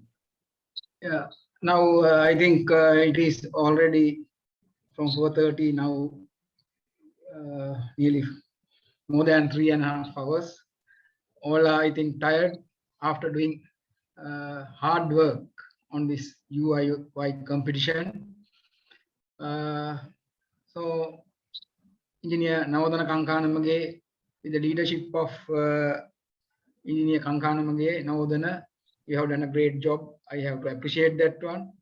Then while listening to all these presentations, one thing came to my mind, that is creative thinking. Being engineers, you are very brilliant. Engineers are very brilliant category. You all are having equipped with mathematics knowledge and engineering various theories. So with these two combinations, mathematics knowledge and your theoretical knowledge, you can think about producing something new, creative thinking, and going for innovation. So that is what has happened. This was not in our time. Engineer Arjuna Manamperi, President-elect, we were contemporaries in late 1970s. The same university, Peradeniya, University of Peradeniya. At that time, this kind of activities, JIY or UIY, nothing was there. So all these things are blessings for you. You are having this opportunity. So develop your future career. You have to learn how to work as a team, how to take the responsibility. Then leadership, creative thinking, innovation, so on. All these things are there. So you are having required resources to acquire this knowledge. At that time, we had very little facilities, but now with the modern technology, you are having you can do a lot of wonders. For example, you are having qualified staff, academic staff is there. They are there to guide you.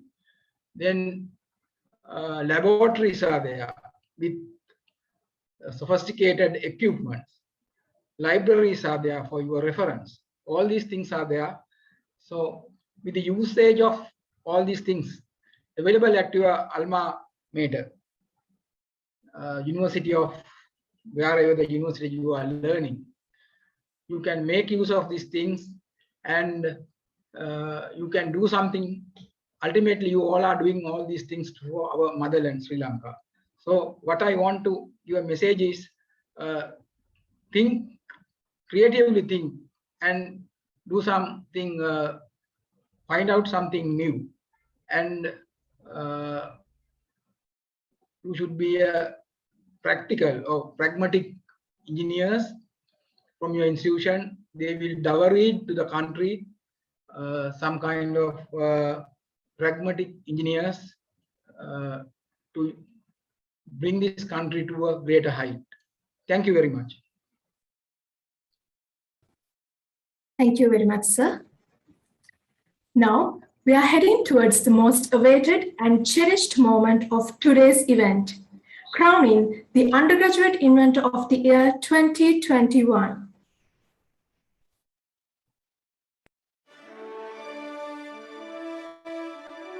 And the winner of Undergraduate Inventor of the Year 2021 is Lanchit from Food Waste from University of Jaffna. Congratulations for the team.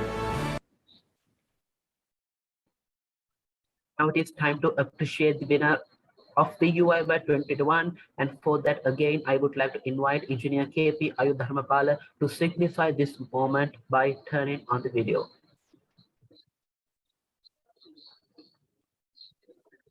We are honored with your valuable presence this evening, and thank you for spending your precious time with us this evening, and we wish you the strength and good health to continue your mission and vision for the future. As we all witnessed, all the hard work has paid off. And again, congratulations to the winning spirit of the ISL Undergraduate Inventor of the Year 2021, and also best of luck for your future endeavors. Even though we are not lucky enough to get together and share a smile, let's turn on the camera and remark the glory of this gathering with a group photo.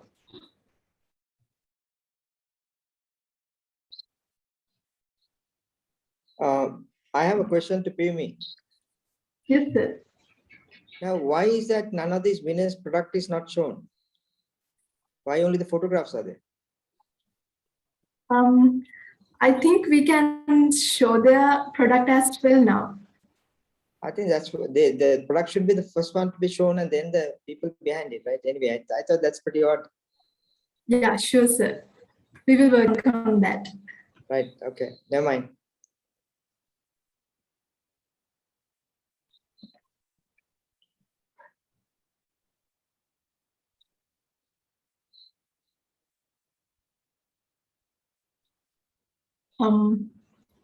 Thank you.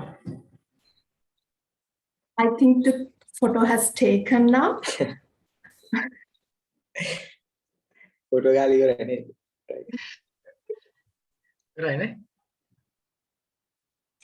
Yes, it's out. So can I see the products? The winner number 1 and number 2 and number 3. First, I think our crew will be sharing those videos again. Give us a minute, please, sir. Chairman Navodana, Engineer Navodana, I have a suggestion to you. By tomorrow and day after tomorrow, make sure that these winners and all this video winner and everybody else gets into the Slen. Interview, not an article, okay? Podcast. Okay. Yeah, the whole team. So let's do. And let's convince our president, the Engineer Dharpal, to have the radio show going on. We can interview those people. I'm plugging in.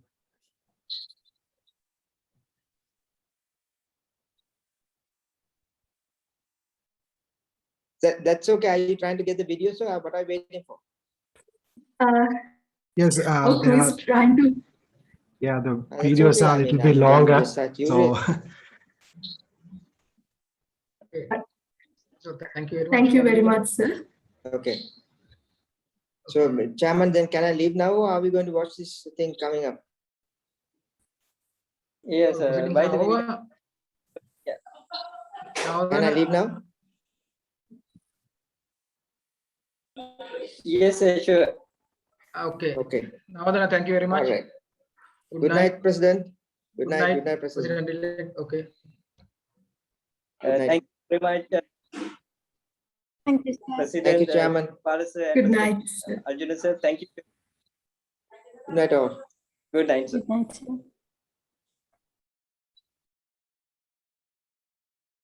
Thank you very much once again for your kind and bright smiles. It is a pleasure to see your cheerful faces.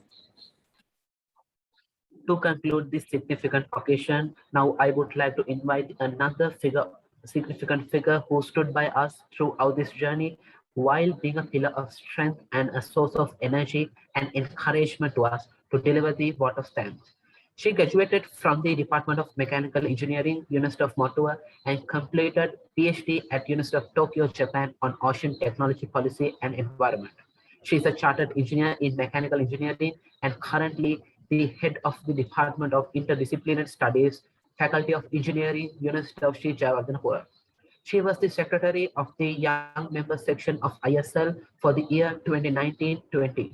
She is none other than Dr. Dulini Mudunkotua, the secretary of Iesl Uiy program for the year 2020-21. Madam, the time is yours to deliver the vote of thanks and mark the conclusion of this wonderful evening. Over to you, ma'am. A very good evening to all of you. As we come close of this year's Undergraduate Innovator of the Year competition, on behalf of the JIY committee of session 2021, it gives me immense pleasure to propose the vote of thanks to this gathering.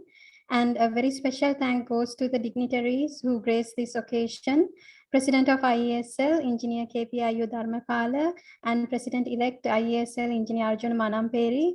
Thank you, sir, for your guidance and support throughout. I would also like to thank the keynote speaker of this afternoon, Dr. Gamini Kulatunga. Thank you, sir, for your insightful speech this afternoon. Let me also thank panel of judges today, Dr. Darshana Makavita, Dr. Sulochana Suryarachi, Engineer V. Kamalanath, Engineer Ruan Nagahavatta, and Engineer Samuday Nanayakara for their fullest support. We also appreciate the support we had from CEO IESL Sectional Committee and the staff of IESL. A very special thank goes to the JIY Committee Chairman of Session 2021, Engineer Naodana Kankanamge, and the committee for their tireless efforts to make this event a success. I would also like to thank Mr. Akila Vijayasinghe, the chairman of UIY subcommittee, and the team for the job well done. I take a moment to thank all the liaison officers, presidents, committee members, and most importantly, volunteers from all the student chapters for their fullest support. I hope the efforts that we made today will pave way to create an inventive culture in Sri Lanka. Thank you, ladies and gentlemen. I hope you will enjoy the rest of this evening. Good night. Thank you very much, madam. We have reached the end of the grand finale of the Undergraduate Inventor of the Year 2021. But this certainly remarks a new beginning of an era for the blooming Sri Lankan inventive culture. Even though we could not proceed in the physical environment, the time we spent with this virtual gathering was truly remarkable. Thank you all for gathering this evening to witness this occasion. Congratulations again to all the winners of Undergraduate Inventor of the Year 2021. Signing off, I am your co-host Vasat Vanyarachi. And I'm your co-host Piyumi Pahalage. Stay safe and good night.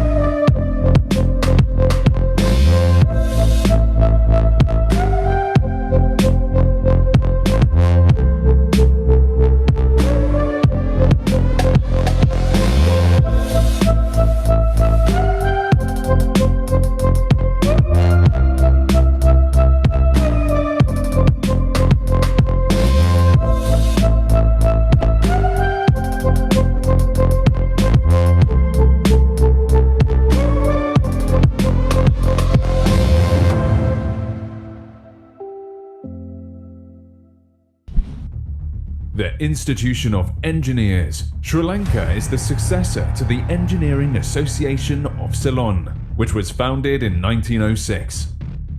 In 1968, this association was made an incorporated body of the government by an Act of Parliament as the Institution of Engineers. Ceylon, which was subsequently named the Institution of Engineers, Sri Lanka, when our country became a republic. The IESL being the apex body for engineering professionals in Sri Lanka, having a membership of more than 20,000, is called upon to represent the profession at many national forums and contribute to national development. Pushing the boundaries of innovative culture, the Junior Inventor of the Year competition came to life in 1980 under the guidance of the Institution of Engineers Sri Lanka. Laying out the vision of encouraging innovation in engineering and technology among school children in Sri Lanka, the JIY is promoting creativity and bringing out the inner potential of students to this day. Starting with 50 inventors annually, JIY has now synergized the confluence of innovation island-wide by being the platform for thousands of young innovators. The competition brings provincial awareness programs, provincial-level competitions, residential workshops, and more learning opportunities together. Reshaping the future of its competitors, JIY creates the path to climb the ladder of success by rewarding them with exclusive scholarships, monetary prizes, internship opportunities, and international recognition. Fostering the culture of innovation and sparking endless possibilities in Sri Lanka, the resurgence of JIY 2021 marks the 41st installment of the competition.